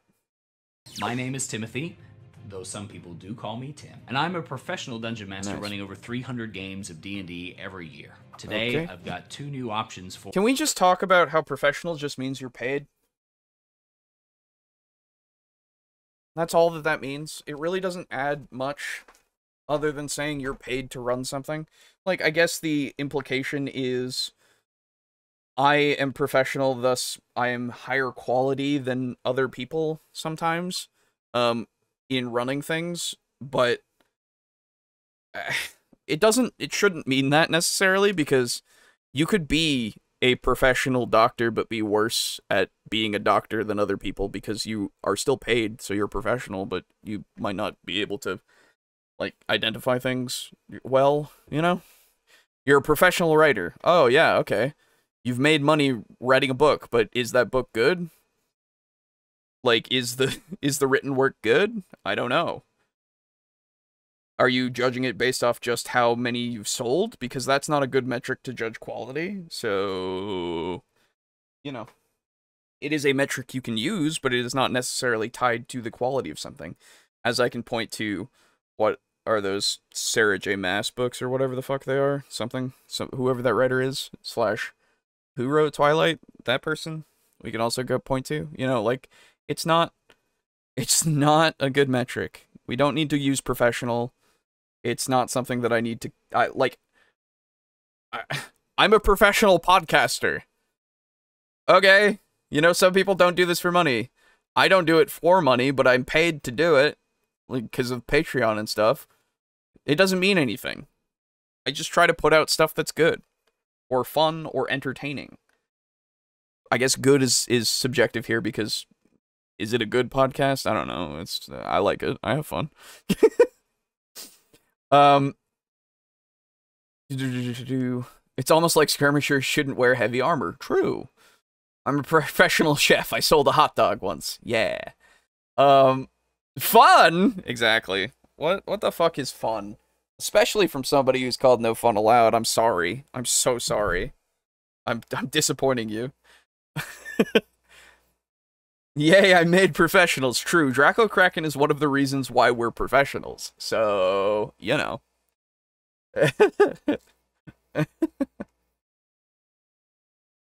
Again, what does it really mean at the end of the day? I don't care that you're a professional DM. What does it mean? Professional podcaster. That's right. Hello, Slay. Also another person who's made us professionals. Anyway. What the fuck was the point of telling me that you're a professional? Today, I've got 2 new options for you to either cut the fight short or to give hope to the runner and tension to the dice during a chase scene. There are a number of different problems that we need to overcome if we want to be able to improve the option for creatures to flee away, or the party to do so in different situations. Sure. At the moment, the biggest problem is that the rules is written pretty much...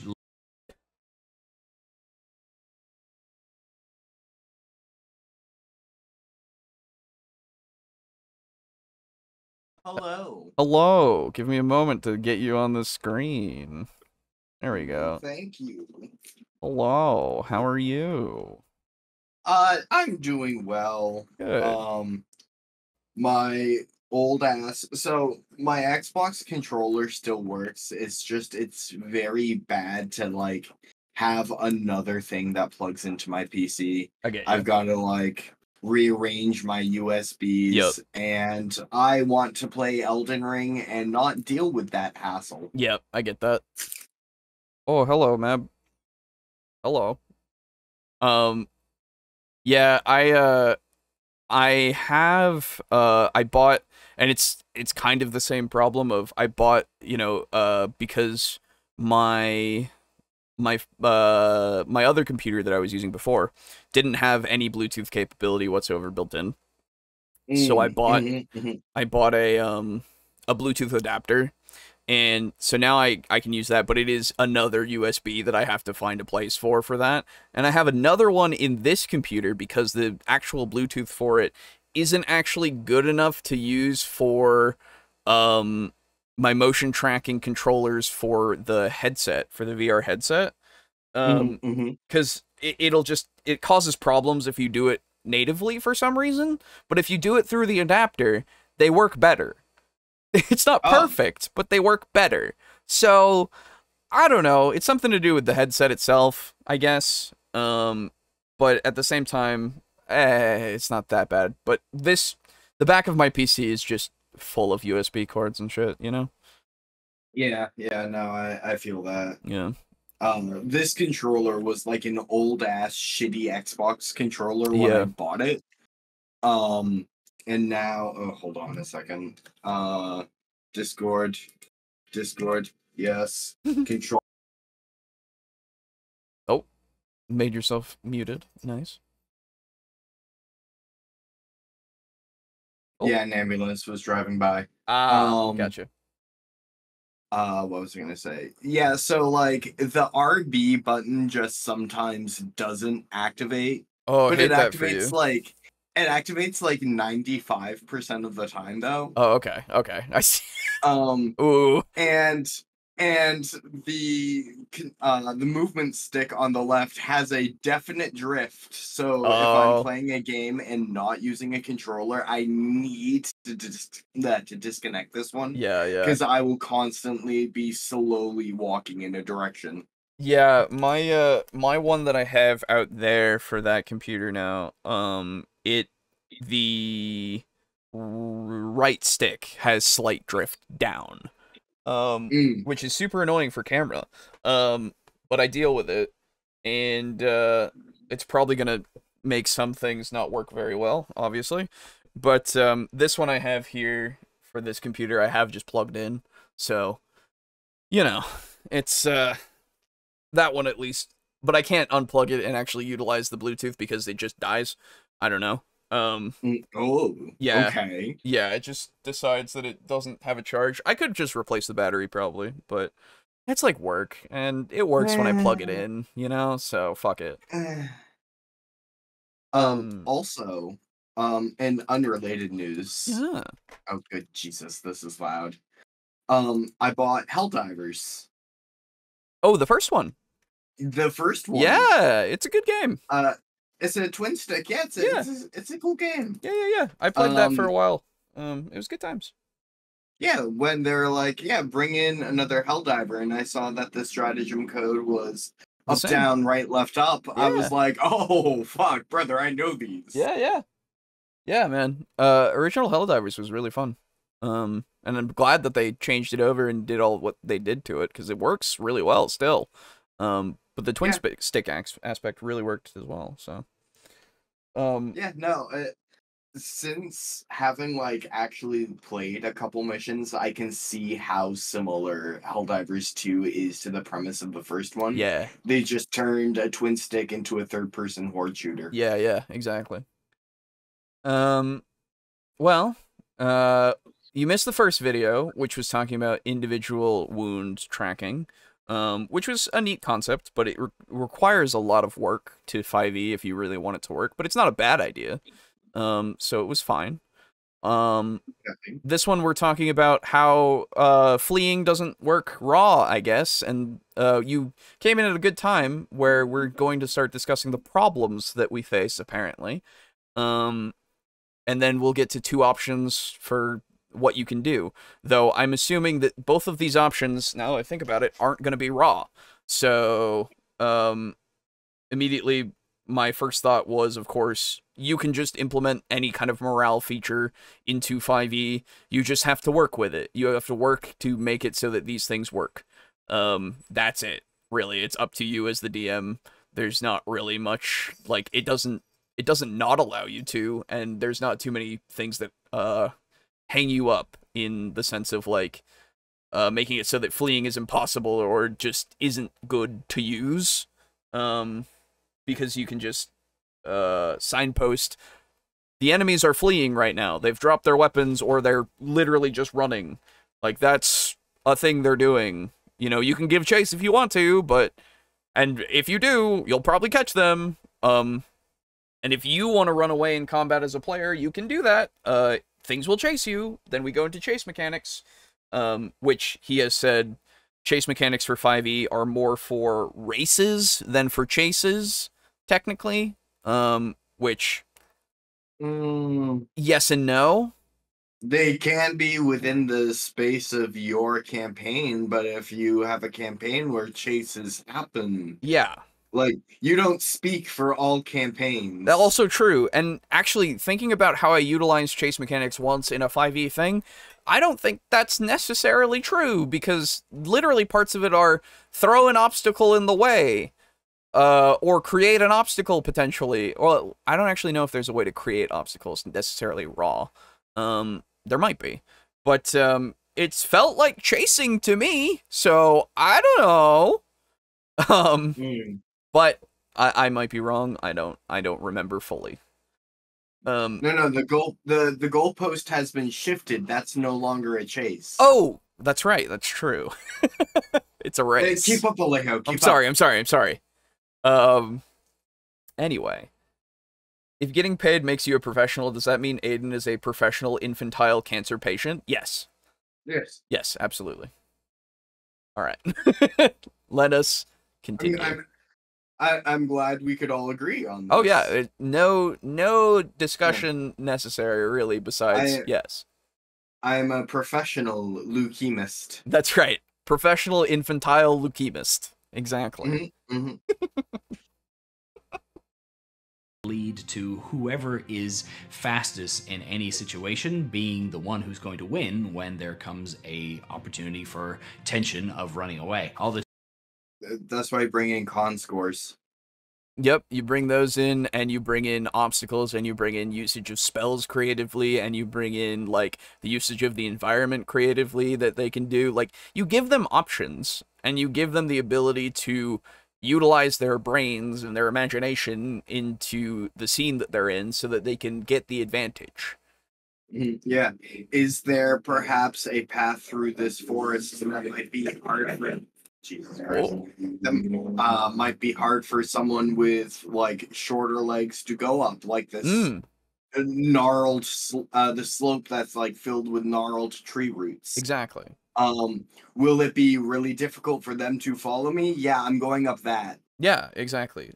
You make your dex check, they can make their dex check at disadvantage, you know, or athletics or acrobatics, whatever you want it to be. Like, it's one of those things where you give them options and you work with them on how they can figure out how to get out of there. Like, yes, raw is raw, but it's also very, very often that you look at those raw things and get inspired, because that's the point. Yeah. You know what? Because I can see that reducing, like, how to put this? Reducing the situation down to, two characters exist as two single points, and they are traveling along a flat, featureless plane. Yep. Both at a move speed of exactly 30. Yep. Like, let's bring in, like, con scores into this. Yep. Let's bring in, like, strength rolls for, like, or I suppose it'd be dex for, like, a thrown object or an arrow. Yep. Yep, exactly. It just takes, like, 2 seconds. So, I don't know. Bring caltrops, or I guess ball bearings in 5e, or a tanglefoot bag. Yes, exactly. Stuff like that. Learn how to escape from sight, like duck around a tree and then double back in the gully of a small forest river. Like, fuck, brother. But it's not written down, so why would you do it? These people need to be spoon-fed. Cast grease, exactly. They will eat, but only if you chew for them. It is one of those things where it's like, this is incredibly obvious to me. I don't see how you have found that it isn't something that works. Even raw, like, looking at how it works raw, it's fine. I don't... What... Anyway. Is gone because if one side is slower than the other side, there's no point in trying to run. Oh, and that okay. really stands out hard when you're looking at the chase scene. So unfortunately, when you use that logic of one side is slower than the other, so big number, better thing, why would you even try? Then I point to any situation and go, that has bigger number, why would I even try? You know, like, it's a bad thing to have logically. Or as a logical argument of bigger number, don't do. It's like, well, that's what we do all the time in this game.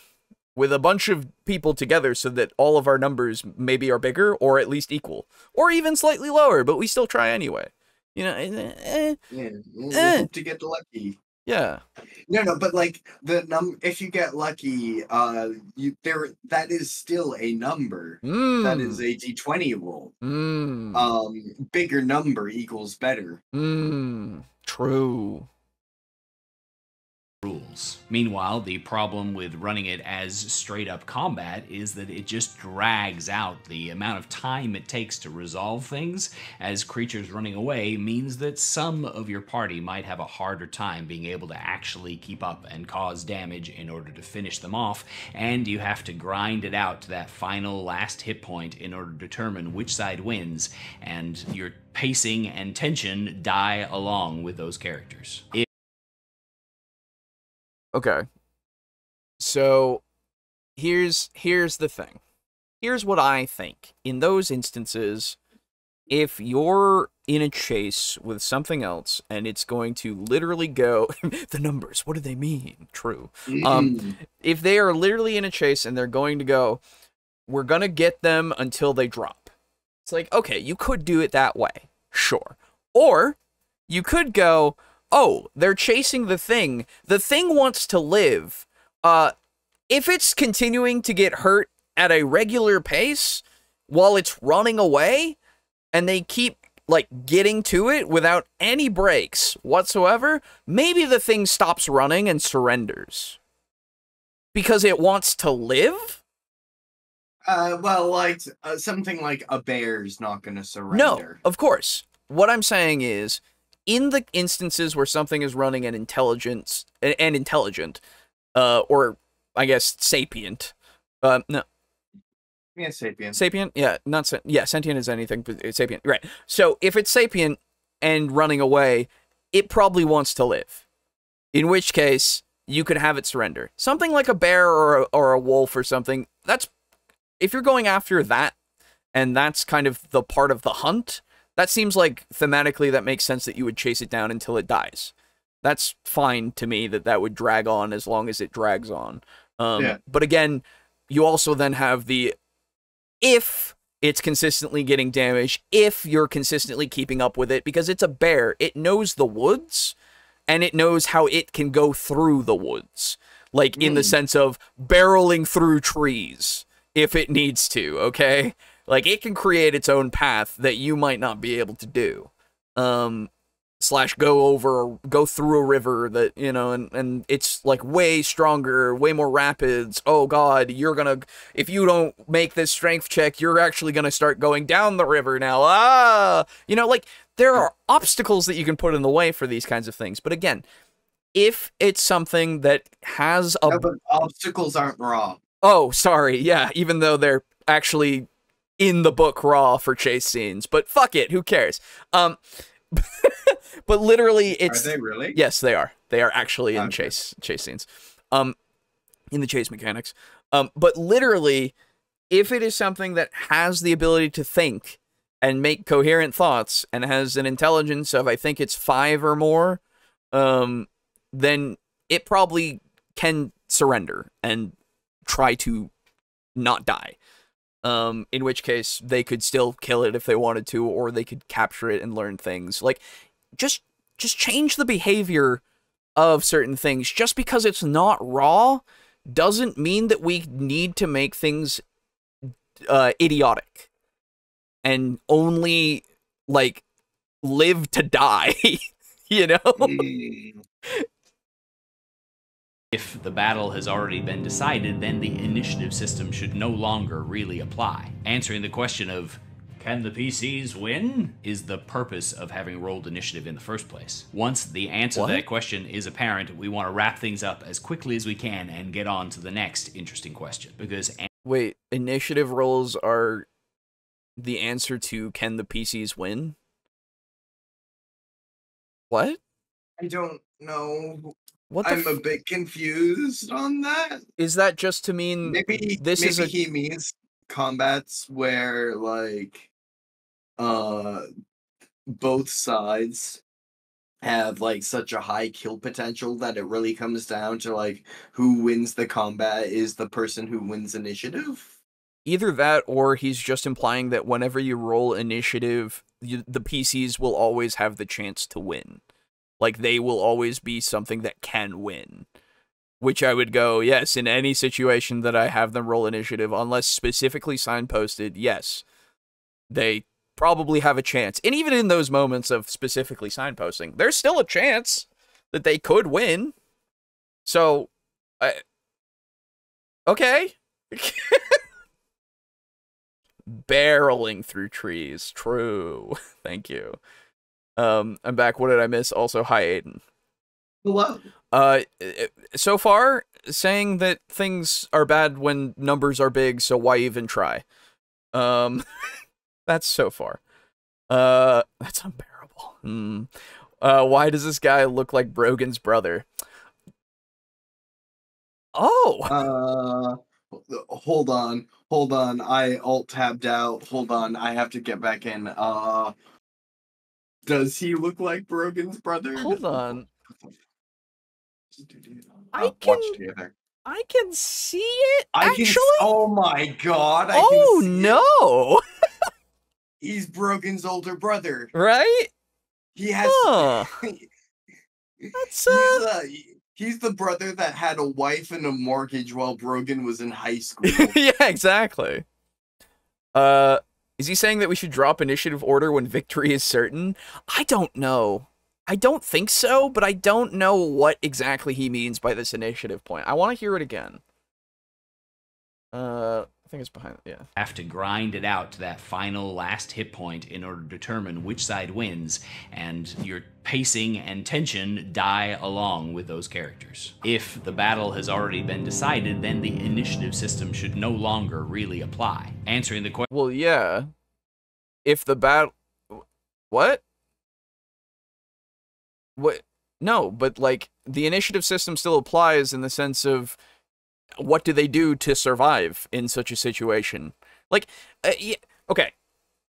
Is this the thought process of don't put them in an encounter they can't win because running away is not really an option?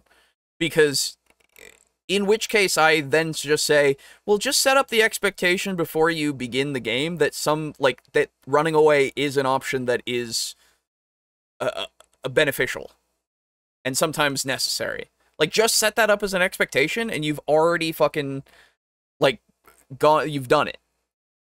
You've made it so it's a viable strategy that people will follow, or at least sometimes might follow. You've given them the option, and so it is there. That's all you need to do in order for it to be something that, and again, signposting those encounters to make it so that they go, oh, I might die here, maybe we could run away. And also, if one character runs away, or a couple character runs away, and not everybody runs away, that's how it goes, man. At least in my book, I'm fine with that. It's just, what are you gonna do at that point, you know?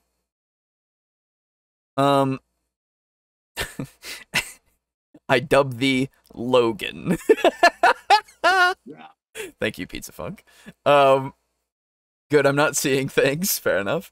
Never had the dice turn against you when you're down to the last goblin. Right? Exactly. Any situation, they could just lose.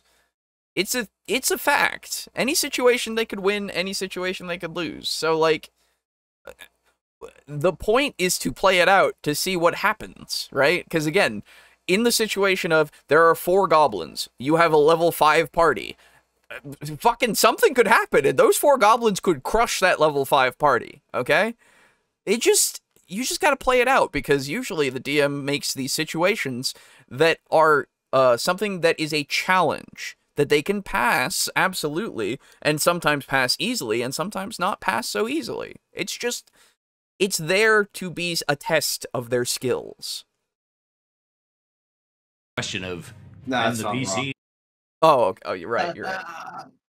win is the purpose of having rolled initiative in the first place. Once the answer to that question is apparent, we want to wrap things up as quickly as we can and get on to the next interesting question. So, hold on. Does he think that everything interesting in combat happens before initiative is rolled? Well, so what he's saying is that you'll drag it out if it's basically decided from the get-go. If you know that you're just going to win, it's not going to be as interesting if you just drag it out in the sense of everybody is still fighting this combat. No, because he said once initiative is rolled, we want to wrap up combat as quickly as we can, because we already know. Yes, we already know that it's decided. Yeah. Yeah, it is already decided. They have lost initiative, so they will lose the combat. No. He's saying in conjunction with the fact that we assume that something is one-sided, in the sense of the PCs will absolutely win over this kind of thing. That's my interpretation, at least. I might be wrong, but yeah, can I just hear? Yeah. Absolutely, one more time? absolutely. Of having rolled initiative in the first place. Once your pacing and tension die along with those characters. If the battle has already been decided, then the initiative system should no longer really apply. Answering the question of, can the PCs win? Is the purpose of having rolled initiative in the first place. Once the answer to that question is apparent, we want to wrap things up as quickly as we can and get on to the next interesting question. Because yeah, no, that's fair. Yeah, that's kind of, in which case I go, well, so yes, to a degree you want to just get through the combat if it seems one-sided, but again, so much can happen in a combat that is interesting. If it's dragged out, then yeah, that's unfortunate. That does suck, but it's something that happens or it doesn't because of these dice rolls. Like, we really don't have control over that to a degree. We hope that what we've created isn't going to drag, absolutely.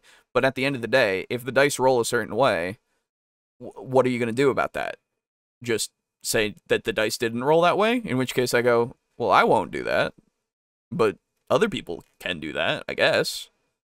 But I wouldn't like that. So, of course, the one with my name has the hotter takes. I'm sorry, Timothy. Your namesake is saying things that I do not agree with. Answering the question of, can the fleeing monsters escape, is a different question entirely, requiring different rules. Another problem is that, as written, there's no difference between retreat and fleeing. Retreat in combat is a combat move, while fleeing in combat is not combat related. Deciding which your NPC is doing should help you decide which rules are necessary. If you're just trying to get back to a more advantageous position to continue the fight, then you're retreating, whereas if you're abandoning all hope and just trying to get away and hoping that the mercy of your opponents will save you, or that you can outrun them, then you're fleeing. Meanwhile, the chase rules actually do make for some reasonably interesting race scenes, but they're kind of garbage when it comes to creating an appropriate challenge on the running portion of the game. Okay, so we've had a lot of things being said. So... Oh! Sorry, I had to go over here, and I have to fix my curtains over here because my cats are pawing at them and trying to climb them. Not a good thing. Very unfortunate. Yes. Okay. I fixed them to a degree that seems satisfactory to me. Anyway, so fleeing and retreating are two different things. Yes, I agree. The rules do not give you options necessarily that are tied to that specifically. But they do give you disengage rules, and they give you chase rules. Now, the way to implement a retreat and fleeing scenario more definitively, I guess, would be to kind of have to metagame a little bit, in the sense of you as a DM asking your players if they want to retreat or if they want to flee, right? Mm-hmm. It would make it easier for you to figure out how to rule things at that point. If they're all seeming like, or if they say even, let's retreat, let's flee, you know, something like that. And so, to implement a retreating kind of phase would be using disengages and then enacting a chase scene with the end goal being to be hidden from these this opposing force, whatever that may be, and however that may come about. It is something that would probably be...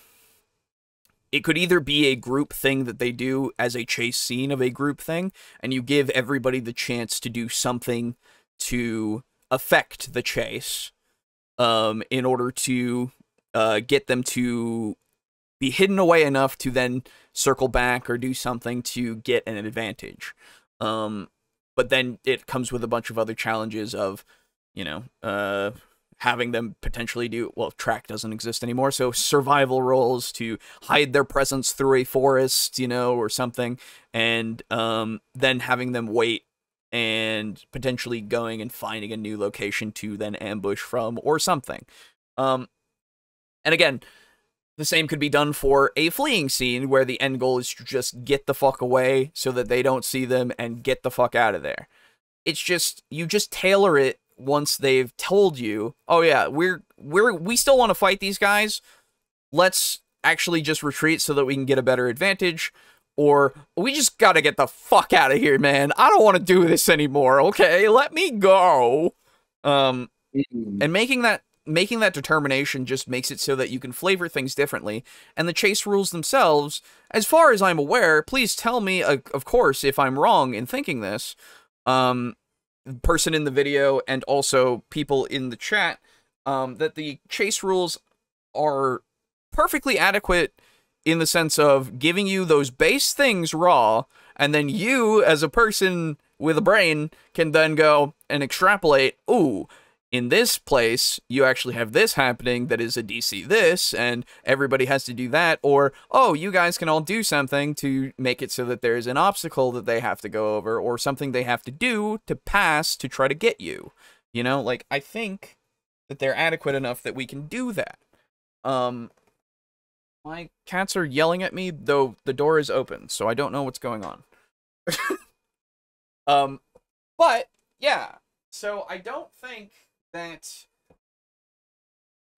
they're garbage just off the bat, because I think that they give you enough that you can work with. So, I don't know. I do not agree, just base. So let's see what he has to say. And transitioning between them can be somewhat of a challenge. Okay. Remember, both use the initiative system, so it's actually possible to run a chase scene in one area while continuing to run a combat in another. And that's not a bad way to handle a mixed battle where somebody is chasing after the runner while somebody else is busily fighting the remaining creatures that still have morale. Okay, so that's good to know, but honestly, I think what would improve your video a little bit more is if you went more in depth on the chase mechanics, just in general. Oh, hello! Hello. Welcome. It turns out I'm a master wordsmith. What? When I said that I was dropping, I meant that I was dropping my phone. And when that be during the podcast. I get you. No worries. I'll get in the watch together. Yeah. We're talking about chase mechanics and retreating in 5e. Or okay. actually in D&D in general, but I think he's just talking about 5e at the moment. Oh, so we're talking about nothing then. Yeah, well, so he's saying that basically they don't work, in which case, basically what we've got so far is, no, they can work if you work at it. Yeah. And he's saying that the chase mechanics are bad, and Yes. don't work in 5e, which I don't agree. I think they work fine. You just literally have to, again, use your brain and just kind of utilize them in the way that they have stated, but just not only have the raw examples, because obviously not every situation has only those raw examples. You know? So where are the chase rules in D&D? They are in the, I want to say, the Dungeon Master's Guide. Ah, no wonder I've never heard of them. Yes, that's true. And why most haven't heard of them.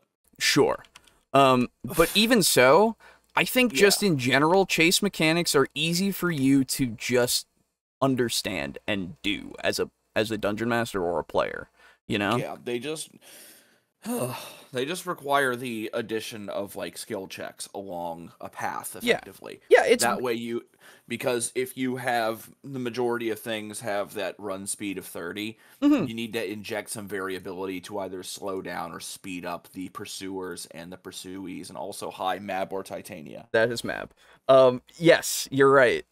Exactly. And that's the immediate thought, right? Like, it doesn't take much of a thought to even get that. If you are planning a chase sequence through an open, like, featureless white landscape, Yes, you're doing it right. Then they're running across notebook paper. Yes. Yeah. Then, like, why are you creating that as a chase scene? Yes. You Because are that's the problem interesting. here. What are you talking about? Have you ever been in a white featureless void? Yeah, exactly. I've not, actually. Yeah, exactly. That would be pretty interesting. True. Yeah. True. I will be right back, guys. All right. Right. But yeah, so it's again, it's one of those things, and he's probably going to, I don't know what these two options he's going to talk about are, but he's just going to do some homebrew thing, which I'm going to go, yeah, those work, probably. Yeah. But like his premise is the raw stuff doesn't work so well, and I go, but it works fine. Now what we've just discussed is that effectively what is written raw, or how did we come up with that? Well, so he hasn't even gone into what raw is. He hasn't actually told us too much. So far he's just said the initiative system is a part of it, which yes, so you can run battle while also having a chase scene happen, which that's true. Neat. Let me actually chase mechanics 5e. So yeah, because if what we just came up with isn't raw, then he's entirely correct. Well, no, not necessarily, because if he's just saying that in raw it doesn't work very well because in raw they don't present that option, then he's technically correct. That's what I'm saying. From what I remember, because I did run a chase scene once with them, there is obstacles. Like, legitimately, of course there is obstacles. That would be stupid if there weren't. Okay, very good. Then I retract. Yeah. Here we go. Yeah. So. Okay. Well, that's not gonna help me. Let me just get to the DMG. That'll be easier. So, Dungeon Master's Guide, and then I go, come on, load faster, maybe, if you would. I'll give you exact page numbers as per usual. Yep. Okay, so if I go all the way to the index, this will be the easiest way. And then I go to C, and then I go to H. And then I go to chases, 252 to 255 in your 5e DMG. That's, I want to say that's Celebi to Torchic, Mudkip, and Spreeko, Grovyle, and Sceptile for all you Pokemon players out there. So here we go. Chases. Beginning a chase. Requires quarry to blah, blah, blah, blah. Running the chase. dashing. You can dash 3 plus your Constitution modifier, a number of times equal to that. Spells and attacks. That's a lot of dashing. Holy fuck. Constitution modifier, yeah. So, a participant drops out of the chase if its exhaustion reaches 5 and speed becomes 0. Spells and attacks can be done. Escape factors. We have here chase complications. Here we go. Urban chase complications. Wilderness chase complications. Yeah. So very good. There's a shit ton of rules here. I actually didn't know about the dash part. Yeah, that's crazy. That's very good. That's the thing. So we have, and plus exhaustion actually plays a part in this. Yeah, it's another use of it. Thank you. You know, sometimes you should read your DMG. It's debatable, but I respect the attempt. But legitimately, yeah. So there are good chase rules in here, I would say. Plus, those tables are not the only obstacles that you can put forth. The complications, excuse me, that you can put forth. You can put in whatever the hell you want. Exactly. They're there as guidelines for you to utilize. So, yes. Why the fuck are you saying, one, that chases aren't actually chases, they're races? That's weird because, again, you have so many mechanics here for actual chases. And again, please, in your video about why it doesn't work, please tell me the rules so that I can fact check that you actually know them. Because at the moment, you haven't told me much other than they have initiative, but perhaps in a few minutes here, he'll go through the entirety of the chase mechanics, every complication in 7 minutes more. No, sorry, 6 minutes more.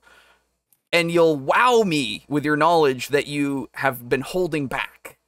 No, Alejo, is that sarcasm? No. No, why would you ever say? Come now.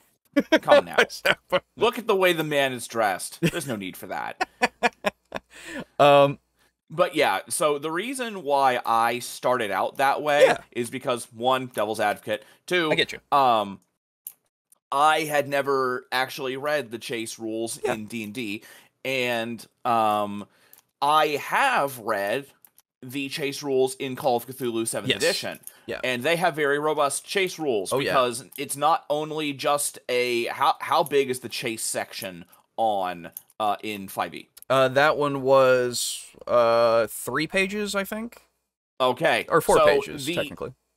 The chase section in the Call of Cthulhu Keeper's Rulebook is an entire, 30-page chapter. Yeah, exactly. It is very robust. Because it's not only just chasing on foot, it's chasing in cars, it's... Chasing in cars, chasing in the air, chasing on water, chasing, you being chased, you chasing others, yada, yada, yada. Exactly. So I'm used to very robust rules, and because we've never really run a chase and no one really talks about chases in D&D, I kind of thought that it was going to be bad, not to mention the argument that everybody runs 30 feet, so you don't really have a chase, Right. So I didn't know they actually had a rule set that would break them down into, you know, actual chase participants, which is very good. Absolutely. And again, just from the top of your head, you would think like, oh no, there has to be things like even though if there wasn't that that section, you could extrapolate from rules that are in the books to think of ways that you could make one easily. I mean, hell, I kind of did one in 3.5 when you guys were making your way through the Weasel Horde. Yes, exactly.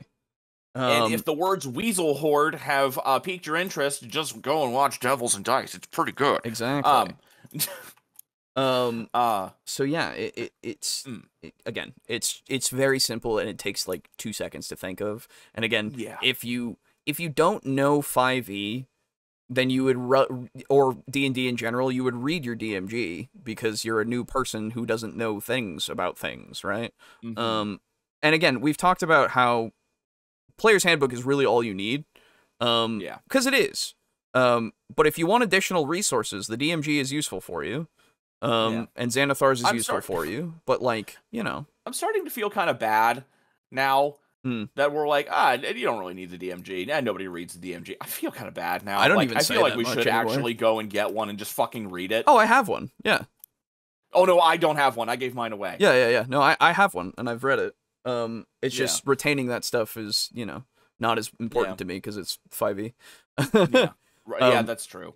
But like legitimately, again, there's so much stuff in there that's good. So if you don't know about something, there's a potential that there is something in there. And again, if you don't have something written down, you can come up with something pretty easily. Just like how we were talking about how morale works, you can easily implement that.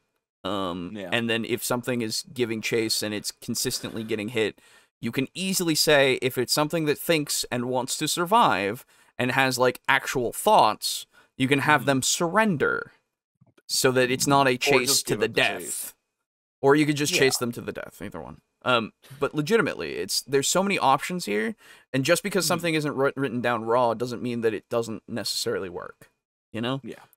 Anyway.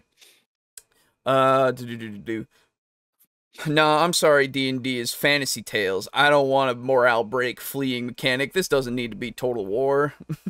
True. Boo, does the guy in the video look like Brogan? Also, hi.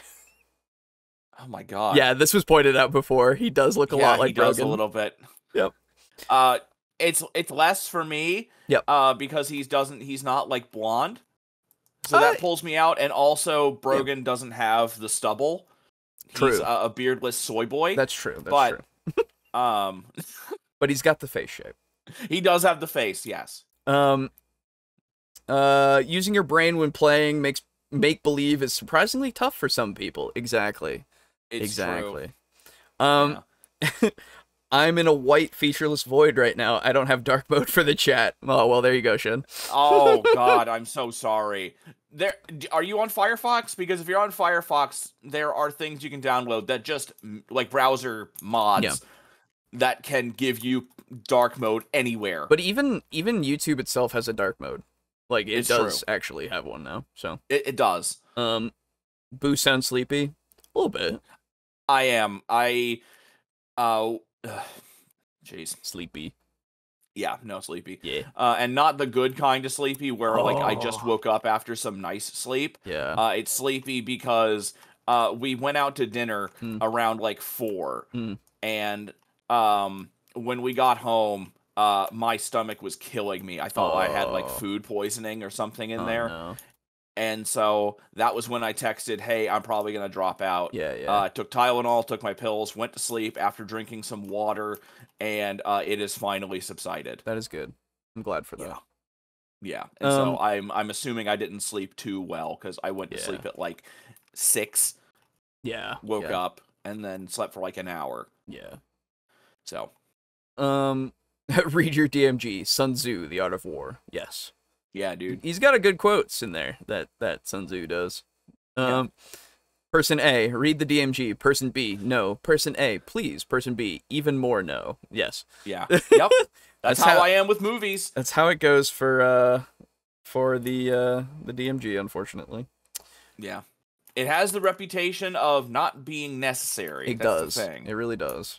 It is a reputation that is true, but it is unfortunate because there are things in there that even I feel bad about just being like, It's truer for 5e than it is for previous editions, to be fair. Yes, exactly. Anyway. I got dark mode to work on my phone, but I can't find the option to on laptop or the Chromebook. Oh, really? Oh, weird. That's interesting. Yeah, I don't know. It was just in the settings for me, as far as I remember. I don't remember where exactly, because it's been so long, but, you know. Yeah. Anyway, let's continue.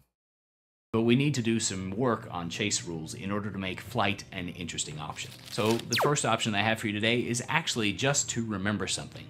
And that is, remember that hit points are abstracted. What I mean by that is to remember that they're not a representation of the health that your character or NPC is currently possessed of. It's often been noted as a weakness of the system that you're just as strong at 100 hit points as you are at 1 hit point, but that's actually just a misunderstanding of what hit points are supposed to represent. Hit points in Dungeons & Dragons represent your will to continue to fight, irrespective of the actual harm that has been taken. that's a way to interpret it, I guess. Yeah, that's an interpretation I can't say I've heard, actually. Yeah, I mean... I don't believe... No. I don't know what the official, like, words in the book are, but again, that's fine if you want to interpret it that way, right? Like, there's nothing wrong with that.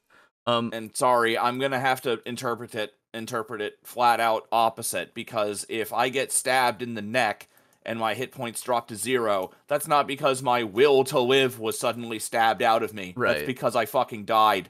Well, I think he's saying that it's not just that. It is also this, and that, like, it's more than just a representation of your physical self, you know? Which I guess, like, it's a hard thing to really, like, it's a hard one for me to get behind. I get you, but if it works for others, that's fine. But exactly. yeah, for me, that's weird. Exactly. But again, we literally have the exhaustion mechanic that is utilized in the chase rules, so we don't necessarily need the HP to be abstract. Like, if exhaustion is literally in there from con and such, then what are we doing, you know? It's... Let me look at it one more time just to read exactly how exactly how the chase mechanic introducing exhaustion into the thing works. Because giving the official ruling that nobody has read would be good for this for this instance. No one has ever read these words before. No, exactly. No one's ever even opened the book. So, not even wizards. Yes. So dashing during a chase, a participant can freely use the dash action a number of times equal to 3 plus its Constitution modifier. Each additional dash action it takes during the chase requires the creature to succeed on a DC 10 Constitution check at the end of its turn or gain 1 level of exhaustion. A participant drops out of the chase if its exhaustion reaches level 5, since its speed becomes 0. A creature can move the levels of exhaustion it gained during the chase by remove them. By finishing a short or long rest. Interesting. So you actually get the ability to just walk it off if you take an hour when exhaustion is usually after a long rest only. That's neat. That makes sense. That makes sense to me because you're only exhausted from running, not from some magical method. Exactly. Now, what I will say, of course, is... Oh, go on. Go on. Oh. I was saying you're leaning over, like clutching your knees and going. Yeah. Exactly. Oh, that didn't come through. You're breathing. Yes, exactly. Yes. So welcome to my world and trying to make sound effects. Yeah. Oh. But yeah, so legitimately, the other thing, of course, that you can have happen is because it also says you can use attacks and spells, things do give exhaustion through spells as well. So those ones will also apply. It's not just dashing that will give you exhaustion. Plus, if you have other rules that utilize exhaustion gains that you've made up, you can also apply them into those chase scenes as well. So there's many a time, and that was, by the way, that was on page 252 of your DMG for 5e, and there are many ways to deal and have exhaustion be a participant of your chase scenes.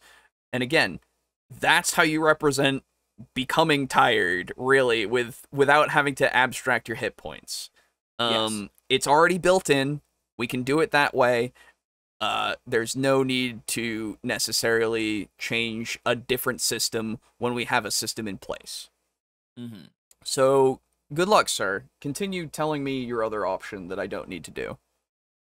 Taken to your body. This means that when your morale has broken and you have effectively decided that you are no longer a combatant and are fleeing away and you've lost your will to fight, you have effectively been reduced to 0 hit points. No. So the first solution is to just allow any attack on somebody who is in a fleeing state with their morale broken to be a kill shot. Or set a threshold equal to their hit dice as to the amount of damage that needs to be dealt in one blow to take them down if you want to make it a little bit harder. Let the monsters and NPCs die fast to preserve the tension and flow of your game.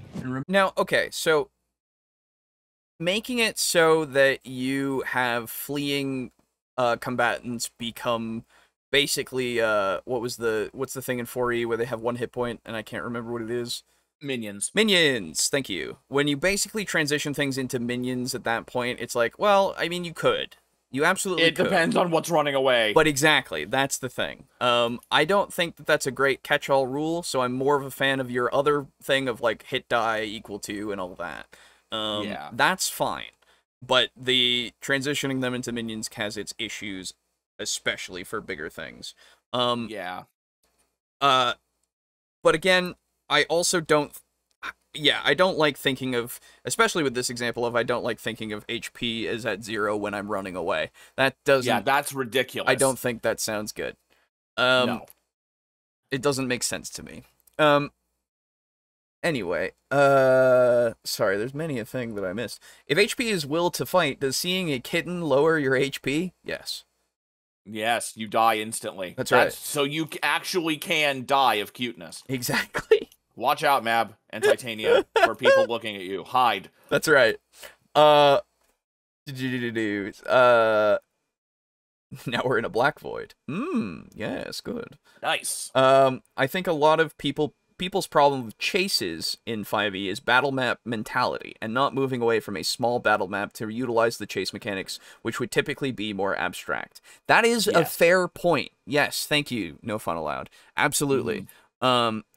I think that people are too tied to those grids for sure when it comes to anything outside of combat, or things that are in combat but outside of combat, you know? Transitioning, as you said. Going from defined to abstract. Exactly. And I think, I don't know why that is. It's just, it's something that's like a no-brainer for me, at least.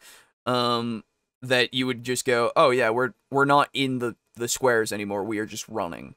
Like, yes, we are still utilizing distance, for sure, but it's less to do with squares, and it's more to do with how far away, like, how fast they are and how far away you can get. We measure it by movement instead of by blocks. You know? I wouldn't be surprised if some of that comes from people not knowing the actual chase rules. Oh, absolutely. Yeah. It probably comes from that. They're like, oh, we're going to chase them. Okay, then I run 30 feet. Exactly. You know? Exactly. I think, yeah, that's probably true of a lot of people just don't know it. Yeah. I mean, hell, even I don't know it. Didn't know it. Holy shit, dark mode is so much better. Yes. Yes. 1 HP, I play archers a lot. Yeah, it's weird, but I'm hoping the second thing that he's got is at least better. We'll see. Remember that attacking fleeing foes in almost all cultures is considered at the very least kind of a crap move and incredibly uncool. And feel free to do absolutely everything that you can to make your players feel bad for being bad. Sure. Especially it depends if they're on the supposed thing to be that's good. running. Right, exactly. Depends on what's running, depends on how your players are. Like, it really, like, I'm sorry, their characters are, like, it's definitely a thing you can do, absolutely. It also depends on the culture that they came from, and also depends on what the world's kind of view on that kind of thing is, and like, there's many factors that you can put into play. Yeah, but like, it is a way to do it. If I'm gonna get a horse in D&D, I don't really mind about the car salesman in Detroit that's gonna be affected by that. Yeah, exactly. My screen is so much easier to stare at for hours now. Yay! Yeah. We've given you a dark power. Don't abuse it. Indeed. Crap move. Sorry, Total War Cavalry. I've got some bad news for you. Yeah. And dire wolves going after archers. Sorry, guys. But I mean, they're dogs. I can't control them. What do you want? They're hungry. Hungry. Which is probably not a foregone conclusion these days. When it comes to your players' characters, obviously it can be a little bit tougher to just say if you're flat out fleeing, you're throwing yourself at the mercy of the monsters. But if they understand that that is one of their options, and if some monsters have those same compunctions, then you can allow your players to slowly lead into that. Most of the time, what players are really looking to do is to retreat rather than flee anyway. And because when you're attacking attacking your players while they're getting away, the tension tends to stay higher than when the reverse is happening. It's more important that you use this method to solve the problem for NPCs and creatures than it is for you to solve the problem for the player characters. The second way of fixing things is to realize that in order for a chase scene to be a reasonable scene to run, there needs to be more variance in the speeds of people who are all out flat chat running to try to get away with no personal defense in mind. The chase rules are actually pretty good for races, but we can make them good for chases by including some variability in the speed that our players and monsters can get away. I just wish you would be specific about why you think that these aren't good for actual chases. I really want you to be specific because you've just said it many a time and that's it. You haven't explained at all why it's bad for chase scenes. I've literally looked at them. I would hypothesize that it's maybe because, like, a race is like a 100-meter dash. Right. Fleeing for your life is something that happens over the course of miles. Sure. And I'm thinking that, like, in fairness to him, yeah, the rules kind of do see a chase scene as happening in a vacuum. No, they don't. What's the page number for chase rules? Because 252 through 255. Cool. What? Which book? DMG. Oh, okay. Yeah. Yeah, no, so they're gonna have to blow the dust off of that tome. Yeah, I had to look at my bookshelf for a moment. There are literal complications that are put in there so that you can have it not be a flat void. Like, in the sense of obstacles and such. Like, it's not just, oh, you're running back and forth. And there's also the dash mechanics, like I was saying, that can promote the exhaustion, and you get free dashes equal to 3 plus your constitution modifier, and then afterwards, if you want to dash more, then you have to make a constitution saving throw or get exhausted. And you can use your spells and attacks in ways to hinder and help you. So, like, there's so many things in there to literally give you the tools to make it not just a flat plane. And it works fine for chases.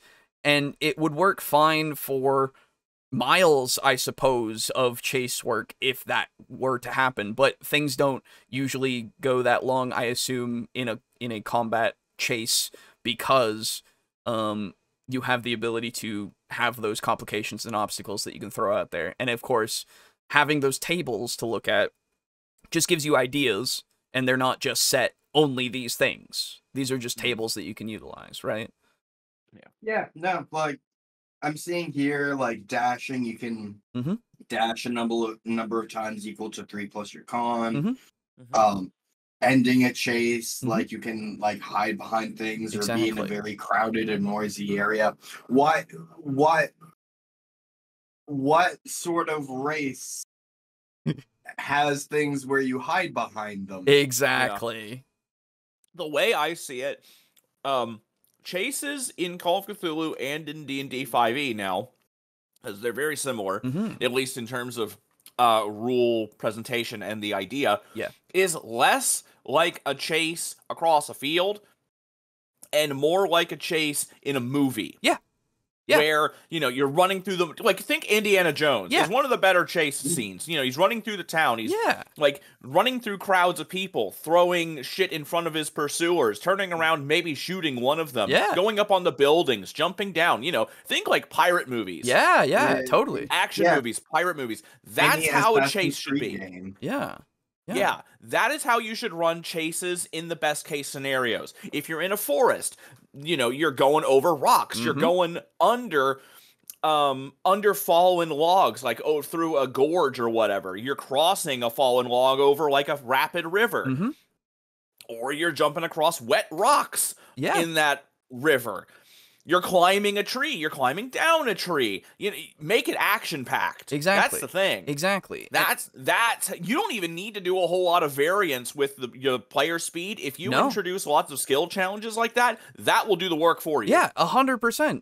It's so obvious when you actually look at read them, how they work just well enough for any situation of a chase. Like, and they could work for a race too. Absolutely. You could put things in the way of other people and all that stuff. That actually would be super fun. Yeah. And like things may get a little weird when you're like in 100-meter dash. Yeah. And the lead pursuer is a ranger or who has proficiency in survival. Right. Yes. Things might get a bit weird there, but like, sure. Yeah. Yeah. So the problem now that I have with your video, friend DM Timothy, is that you've read these chase rules as you've claimed. You've said this in your video, and yet you still seem to say, no, they're bad for chases. But you've read them. How are they bad? Alejo, his name is Logan. Oh, that's right. Sorry. That's right. He's been deemed Logan now. I'm sorry. Via Pizza Funk. But but literally, like, you have read them and you claim this, but legitimately, you could, like, you're lying. You're just lying about it. They work incredibly well. Yep. So stop. So, give creatures that are dashing in a chase scene the option to make a DC 12 strength athletics check in order to add 1d6 to their speed. They can do this a number of times equal to their strength That modifier, cat is a minimum actually of gorgeous. 1, because terror will make almost anybody move a little faster. And failure on this check decreases their speed as they stumble over their footsteps and again lose a 1d6 off of their speed during the chase scene. Allow these benefits to be cumulative as either positive or negative numbers for the chase scene so that there's some variance between the various participants. So this is something you could implement for sure if you wanted to the chase rules. That would just be another thing that you could do in chases. Nothing wrong with that, but it doesn't fix something that isn't broken. You know? Not to mention, this rule adds a whole hell of a lot more math. Yeah. And we're already measuring a lot of things. Like, again, if you want to put that in your game and you want to keep track of that, that's fine. That's absolutely fine. But, again, the system itself is not broken. It is unnecessary for you to do this. Just utilize it properly, and you'll be fine. If we're going by just raw. Yeah. If it ain't broke, don't homebrew it. Exactly. That chase sounds cool. Yeah.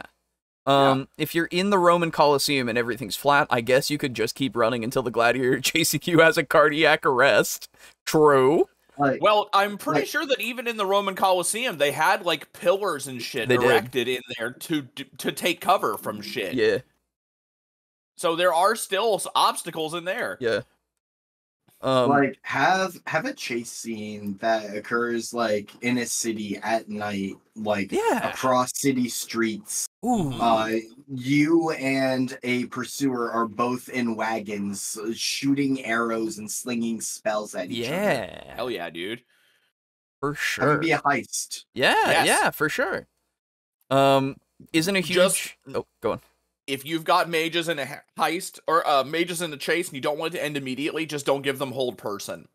Well, even if you do give them hold person, they still have the ability to succeed against it, you know? And, like... It's true. But if you really, really want that chase to happen, you don't want it to get fucked up by dice. That's all I'm saying. Well, I mean, you can't... You're gonna get fucked up by dice eventually, you know? Like, it's just... No, what I'm saying is, you want the chase to actually happen. Yeah. It doesn't matter who wins or loses, it's just you don't, you want them to actually be able to run and experience a chase. Yeah, I gotcha. Isn't a huge battle race just JoJo Part 7? I don't know, haven't read it. There was a battle race, indeed. There was a battle race. There was a battle race in, like, 2. Yeah, that's true. That was Joseph versus Wamu. Yeah, I haven't actually continued from there, but I got to the start of it, and I haven't watched the race itself yet. It's pretty good. I'm sure, yeah. Cat. JoJo, of course, Indeed. it's good. Yes, exactly. Mm. No plan survives the first encounter with the dice. Exactly. Also true. Yeah. With this in play and utilizing the chase scene complication rules and the rules for how long you can dash before you start gaining exhaustion, and you start to have some opportunity for people to get away versus people to just automatically be caught based on their speeds. Okay, wait. Sorry, okay. Okay, I just need to see what happens. So what happens with these kind of chase complications is literally that they make it so that you have difficult terrain if you fail. In the sense that if you have 30 feet of movement, if you fail, say this first one for wilderness chases, your path takes you through a rough patch of brush. Make a DC 10 strength athletics or dexterity acrobatics check, your choice, to get past the brush. On a failed check, the brush counts as 5 feet of difficult terrain, putting you at 25 feet. So, you slow down to do 25 feet, then you can obviously take the dash action before or after. I'm not entirely sure myself, but it would then get you to 55 feet, right? And again, you get a number of free dashes per your con modifier plus 3. And so your pursuers might not have that. They might have 3 plus like 1 or 3 plus like 3, and then you have 3 plus 5, maybe, right? So you can get away much easier in that sense, but you're still reliant on navigating the obstacles well, not utilizing all of your dashes potentially, or having to in order to get out of there. Like, there's a few things at play here so that you can keep the chase going for quite a while. Again, spells are also a thing, right? If you're 60 feet away from them, you run. Hell, hold person, I think it's a 60-foot thing, but like, I would assume chases, you're not going to be only like 30 feet away from someone. I probably wouldn't do that. I would probably put a 60 feet thing between them and you, depending on the situation, and then just to give them a start. Exactly, and then you have the initiative happen of their turn, your turn, all that kind of stuff, so that hold person could come into play if they get lucky, right? Not to mention it's concentration, so wouldn't they have to either slow down or stop? Well, or they wouldn't rule that. They wouldn't have to slow down or stop, but it would be one of those things that if they were to fail an obstacle, I would probably have them roll a concentration check. You know, stuff like that, where you can then just kind of adapt how things go to make it so that it works as a very cinematic experience. For those kinds of things, because that's really, as you put so well, honestly, I didn't think of it that way for a second, but yeah, it is really just a scene in a movie, really, to make it so that it works better for your brain to kind of go from combat to chase. And like, yeah, it's fine the way that it is. It's not a bad thing that it's reliant on speeds, because again, you get that free dash kind of system. You don't necessarily need the variance of their speeds as well. Because again, the obstacles are there for you to make it so that they have less or more. Like, that's their point. So that you can continue the chase and make it dynamic, and also make it so that somebody will go faster or somebody will go slower, potentially. Like, it's the whole point of them. You don't need to add another mechanic to make it so they go faster or slower, potentially. Yeah. Obviously, if one side is drastically faster than the other, then these rules are not going to make a big difference. But that's pretty much as intended, because the drastically faster person should catch them, right? But between two opponents of similar speeds, which is one of the places where chase rules spectacularly fail, little changes should make this a lot faster. And please, go into that more in depth in the 2 minutes that you have left, please. If, using this, you take an action other than flat-out dashing, then your extra speed boost disappears, though it doesn't reset your number for either your strength or con score limits. It just makes you more likely that you'll lose the race if what you did doesn't end it. Then, to finalize this, if the whole point of having the action of you can either use a spell or an attack to continue doing something else, is to give that variability of creating a situation that makes it so that it's more advantageous for you in the chase. So, like, yeah, you lose your dash, but you've made it so that, I don't know, you've cast Hold Person on somebody behind you so they can stop chasing you so much. You know? Like, that's the point, is to risk-reward that shit. You either run like hell, or you make it so that you potentially make the situation better for you and your companions. You either need to run like hell, or make it so you can run like heck. Yes, exactly. A chasing party manages to catch up to a fleeing party, allow them to decide how it ends narratively, and without involving a whole ton of rolling of dice. The only time that no, I exception definitely is think if there this should be was some sort of a skill check to actually catch them. Yeah, exactly. Like, whether you should choose how you want to catch them, and then if that roll succeeds, then you actually do. Like, and it should be contested for sure, if that applies. Yeah, and like... Nah, I just killed them. Oh, okay, yeah. Yeah, right? You just ram a sword back through their head. Like, and you just chose to do that. You don't even need to roll the hit. Right. No. To a degree, I understand and am fine with certain things being narrative. Certain things, sure. right? But, yeah, if you're trying to fucking tackle a guy, you want to try to grapple him. That's what you're trying to do. So you use grapple, because grapple makes speed reduced to 0. That's the point. So then if that fails, you try to tackle him to the ground, then he slips out of your arms, you fall flat, and he runs the next, like, 30 or 60 or however many feet. Exactly. That's part of how a chase works. Yeah. Like, Come on. It just makes sense. Like, it could drag it out a bit more. Unfortunate, but that's how it goes. Like, that's how chases be. That's how chases and combats and anything in the fucking world be. So, yeah, because, like, in a movie, that's how that would work. Yes. But this ain't a movie. Yes. We're trying to emulate movies. Yes, exactly. But we're not directing the scene. Yes. So... calculated flight with a separate endgame in mind, rather than a morale has broken situation. In both cases, there is, of course, a cautionary note worth taking. If your bad guys flee and the party lets them, don't screw with them about this. The guys who fled away should not want to come back and tangle with the party another time just because they managed to get away, unless it was a calculated flight planned beforehand. So what he's saying, what I'm assuming he's saying is, you don't want to just throw it at them for no reason, right? Because he's saying unless it's a calculated thing beforehand of they wanted to retreat to come back and get them, not make them run away and then just bring them back just because. That's what he's saying, which I'm like, no shit, okay. Yeah. Reasoning does matter, yes. Absolutely. Yeah, no shit. What are we going on about? Okay. If fleeing foes repetitively and repeatedly become recurring foes, your party will learn that social mores don't matter and they should just go ahead and kill anything that tries to run away anyway. Consider instead... Well, not necessarily, but okay. Just that group. Yeah, exactly. Unless you're making all groups of enemies flee, in which case you would still probably, hopefully, give them their XP for winning the fight, so they might not even care. Yeah, like that. It's...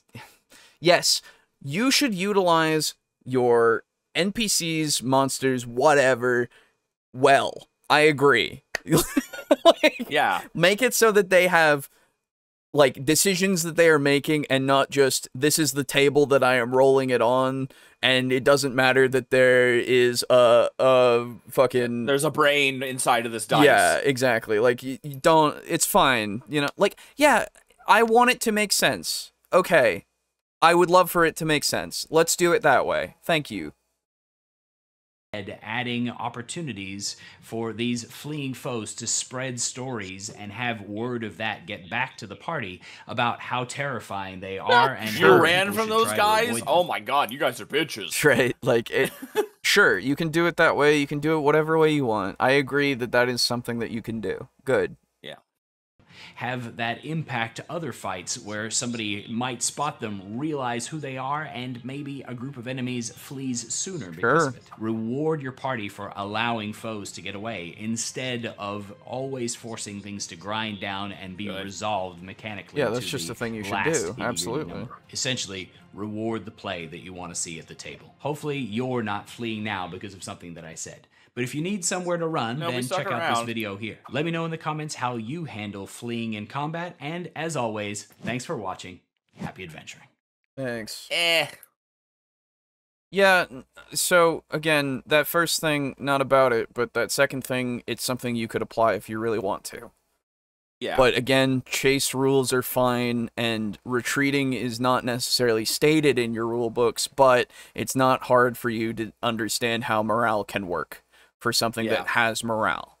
So I believe really in you and your ability to judge things appropriately, you new or experienced DMs. Like, come on. Timothy, fake Brogan, everybody. Fake Brogan, everybody. Fake Brogan. There we go. He's got a lot of big red letters. He does. Wait a minute. Who was he talking to? Who's he talking about? The guy in the video. Yeah, I know. What did he call him? Fake Brogan. Oh yeah, he looks like Brogan. He does look like Brogan. Brogan. No nat ones? Yeah. Yes. Oh, I see. You're doing a joke. Yeah, I'm just doing my bit. I understand. Of never calling him. With how this guy has viewed initiative, I think he doesn't want a dice game. He wants a narrative-only game, which is fair. That's fine. Yeah, that's fine. Yeah, but it's like, totally valid. But like, that's, you know, it's not necessarily what everybody wants out of D&D. So, you know, but it is a way to do it. Absolutely. It came from a war game, so you're gonna have to kind of expect some dice here. Yeah. Stop having fun different from me. Yeah. Yes. Yeah. Sorry. But also, like, it's just weird to kind of have a view of initiative being so cut and dry about it, because it really, like, in the sense of initiative, if you get your initiative first, then things are probably going to be one-sided for that side. And it's like, well, to a degree, sure, but also, again, dice rolls do make things pretty random sometimes. Yeah, because sure, you've got the first turn, but you might miss, or just not get into position, or move yourself out of position, because it seems like a lot of people in D&D don't really know how to position themselves very well. Yeah. I prefer getting a lower initiative as someone who's played a paladin, because I really liked being able to go, okay, do I need to attack or heal this round? Exactly. Let's see how things shake out. Yeah. Hello, Custodes players. There are true. There are certain play styles and ways that you can build your characters to make it so that you want to be in a lower initiative or you want to be in a higher initiative. It's just how it is. But yeah, so not a great video, I would say, because again, he's just kind of claimed that these things don't work, and they do. Yeah. He just doesn't like how they work, I guess. Fine. The way you're supposed to run is by holding L and R down until you escape. True. Yes. Can you not choose to delay your action in 5e? Yes, you can. Yeah, you can. Yeah, you can. You can absolutely do so. Yeah.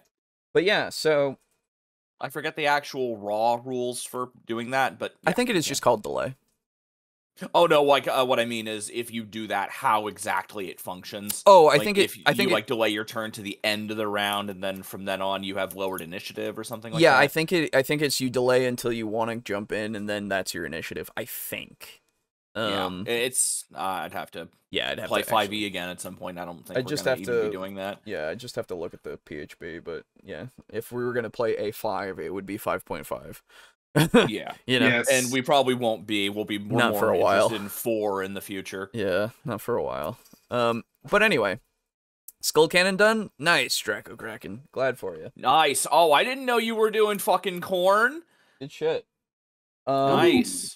You doing? Is that Demons of Corn or is that World Eaters? Demons of Corn is you can put you can put it into a World Eaters for sure. Oh, that's good. Because I think World Eaters allows Demons of Corn. Yeah, you can throw in some demons. But yeah, so all right, everybody. If you can afford it and you're down to get it, get a fucking Corn Lord of Skulls, dude. Yeah, dude. It's night size. It's fucking awesome. True. But yeah, that was the videos, everybody. We did it. Wowee. Well, there were only 2. Okay, Yeah. I missed the first one. Only a couple. Shame. Yep. Yeah. First one was fine. Alejo, I have something I wanted to mention. Okay. So I stumbled across a lo-fi solo mech TTRPG. Ooh.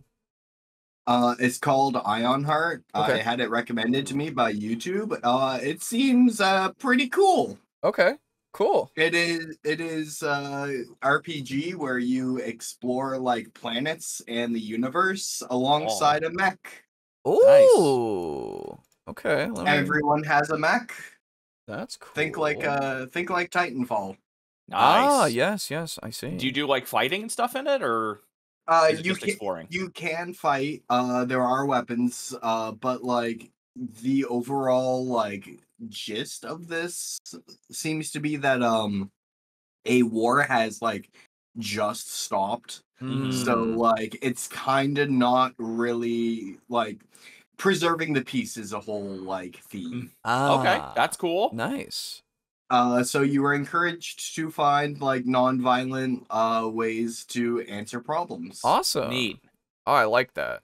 Well, And actually, speaking of RPGs, Yeah.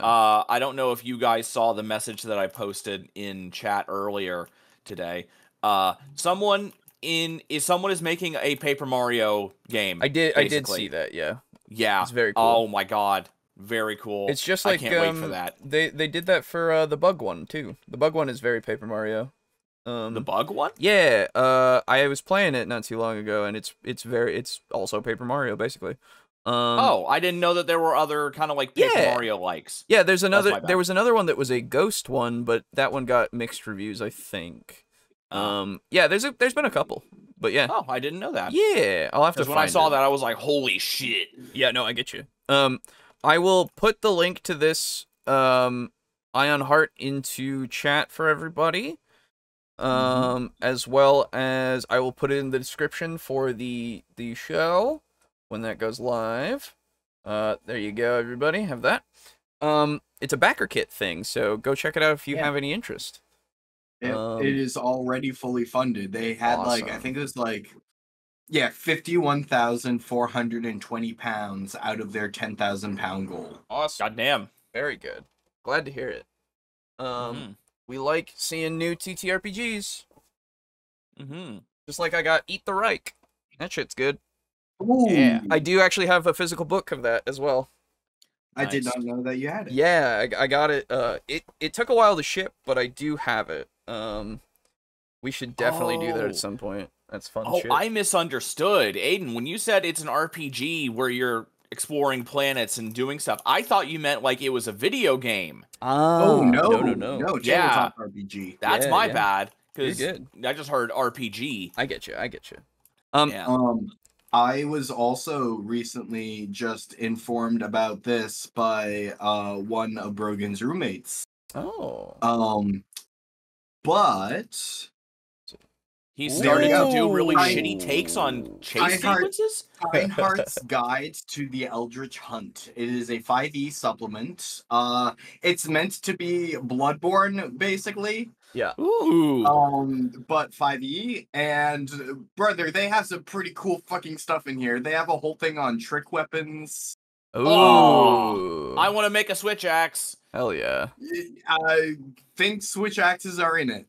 Nice. I wouldn't be surprised. Cool. But yeah, no.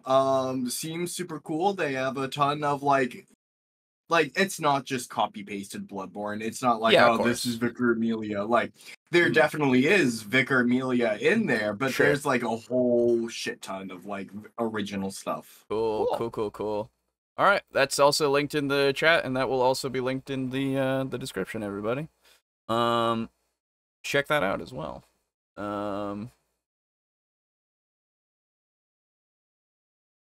Okay, well, that's it. That's all the things. Switch katana. There you go. Right.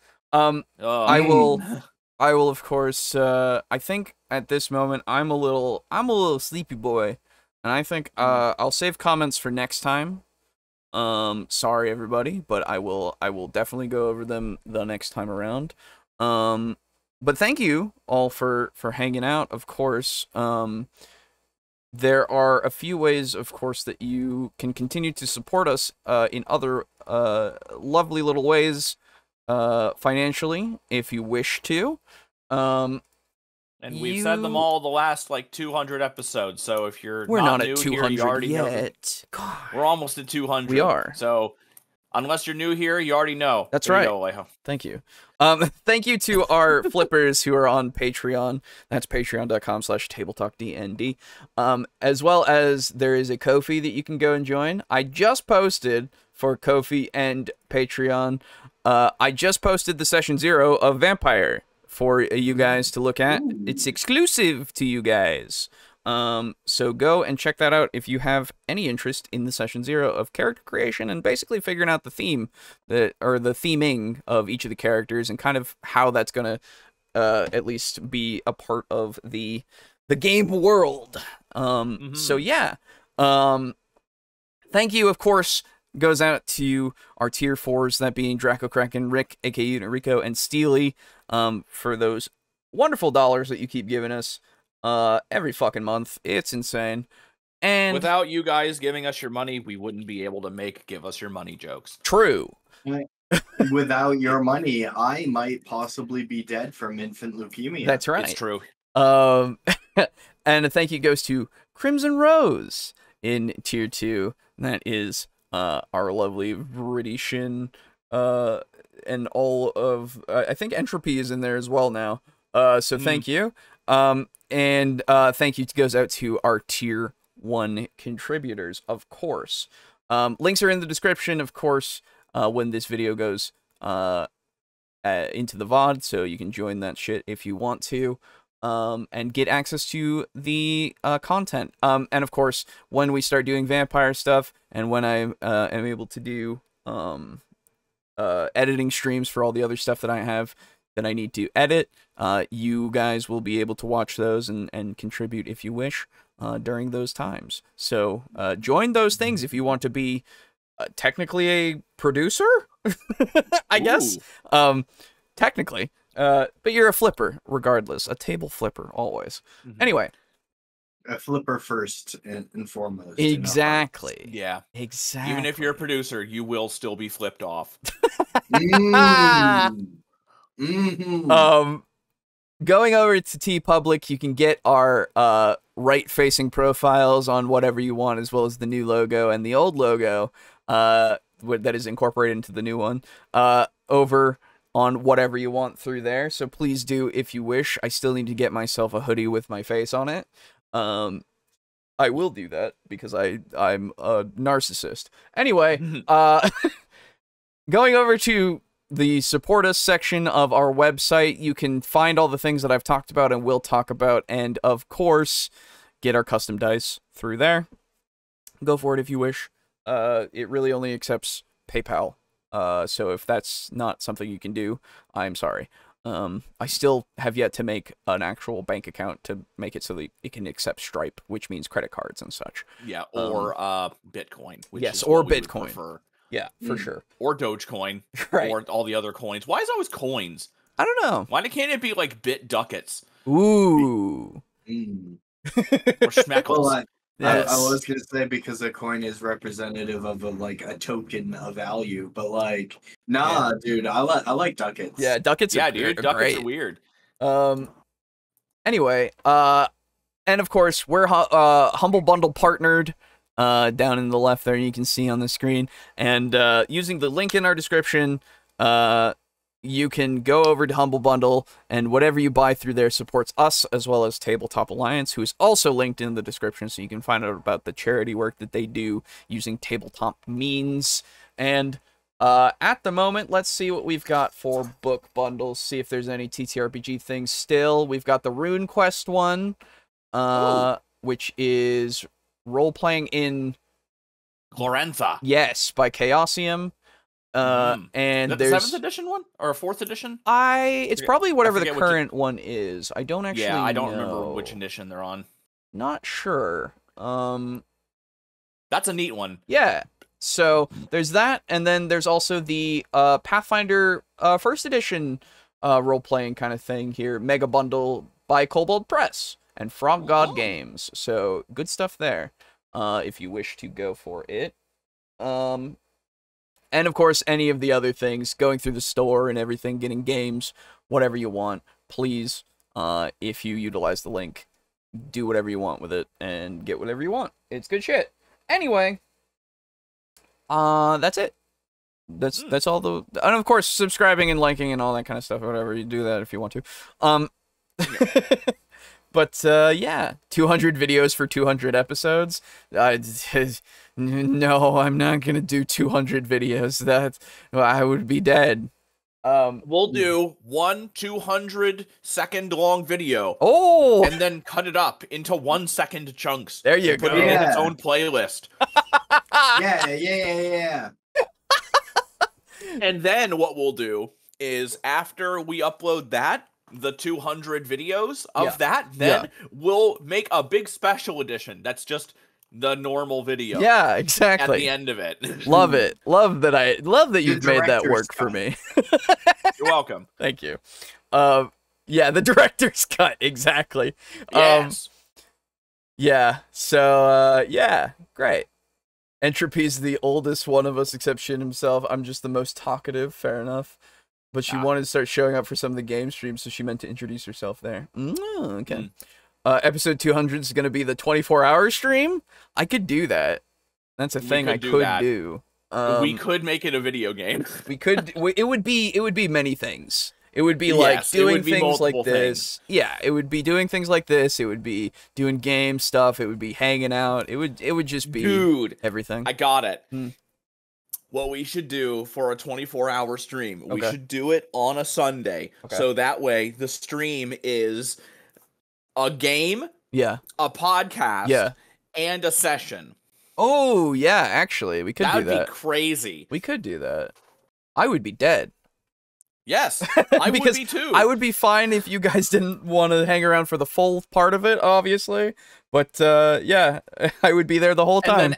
And then after that, once you're editing it, you can do the full 24 hours, and then you'll split it up into the 3 parts. So that way, if anybody wants to find just the session. Exactly. You know. Exactly. Man, I'm fucking firing off good ideas tonight. A measly 8-hour-long video. Yeah, exactly. Yeah. Only. Yeah, for sure. Yeah, it's a good idea. It's a good idea. And in order to draw people in, we'll say that there's Garibay content in there, but we won't say when it's gonna happen. A Garabingo would not be a bad idea, actually. It was part of it, for sure. Right? Actually. So, like, that's how you rope them in there. All right, That'll get butts in seats. All right. You know what? I'm coming around to it. I'm not tickets cover the cost of the whole seat, but you'll only need the edge. There it is. Yeah. So this then, Sunday. So if you could you please let someone else sit in the rest of the seat? Actually, we don't get a whole lot of viewers. Yeah. We've set up 10 chairs, and if you could just divide that amongst yourselves, that'd be great. Yeah. You can divide the cost of a single seat up between like a few of you. It's like ride sharing, but for seats. Yes, exactly. 24 hours, cool. Yeah, such devastation was not my intention. Well, you know, things will happen. Anyway. Well, it became that. It did. But yeah, that'll do it for us for tonight, everybody. Thank you for coming by. Thank you for hanging out, and thank you for chatting with us. And hope you enjoyed, of course. We'll see you next week.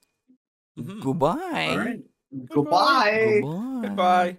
Goodbye. Mark your calendars for the 24-hour stream. Yeah.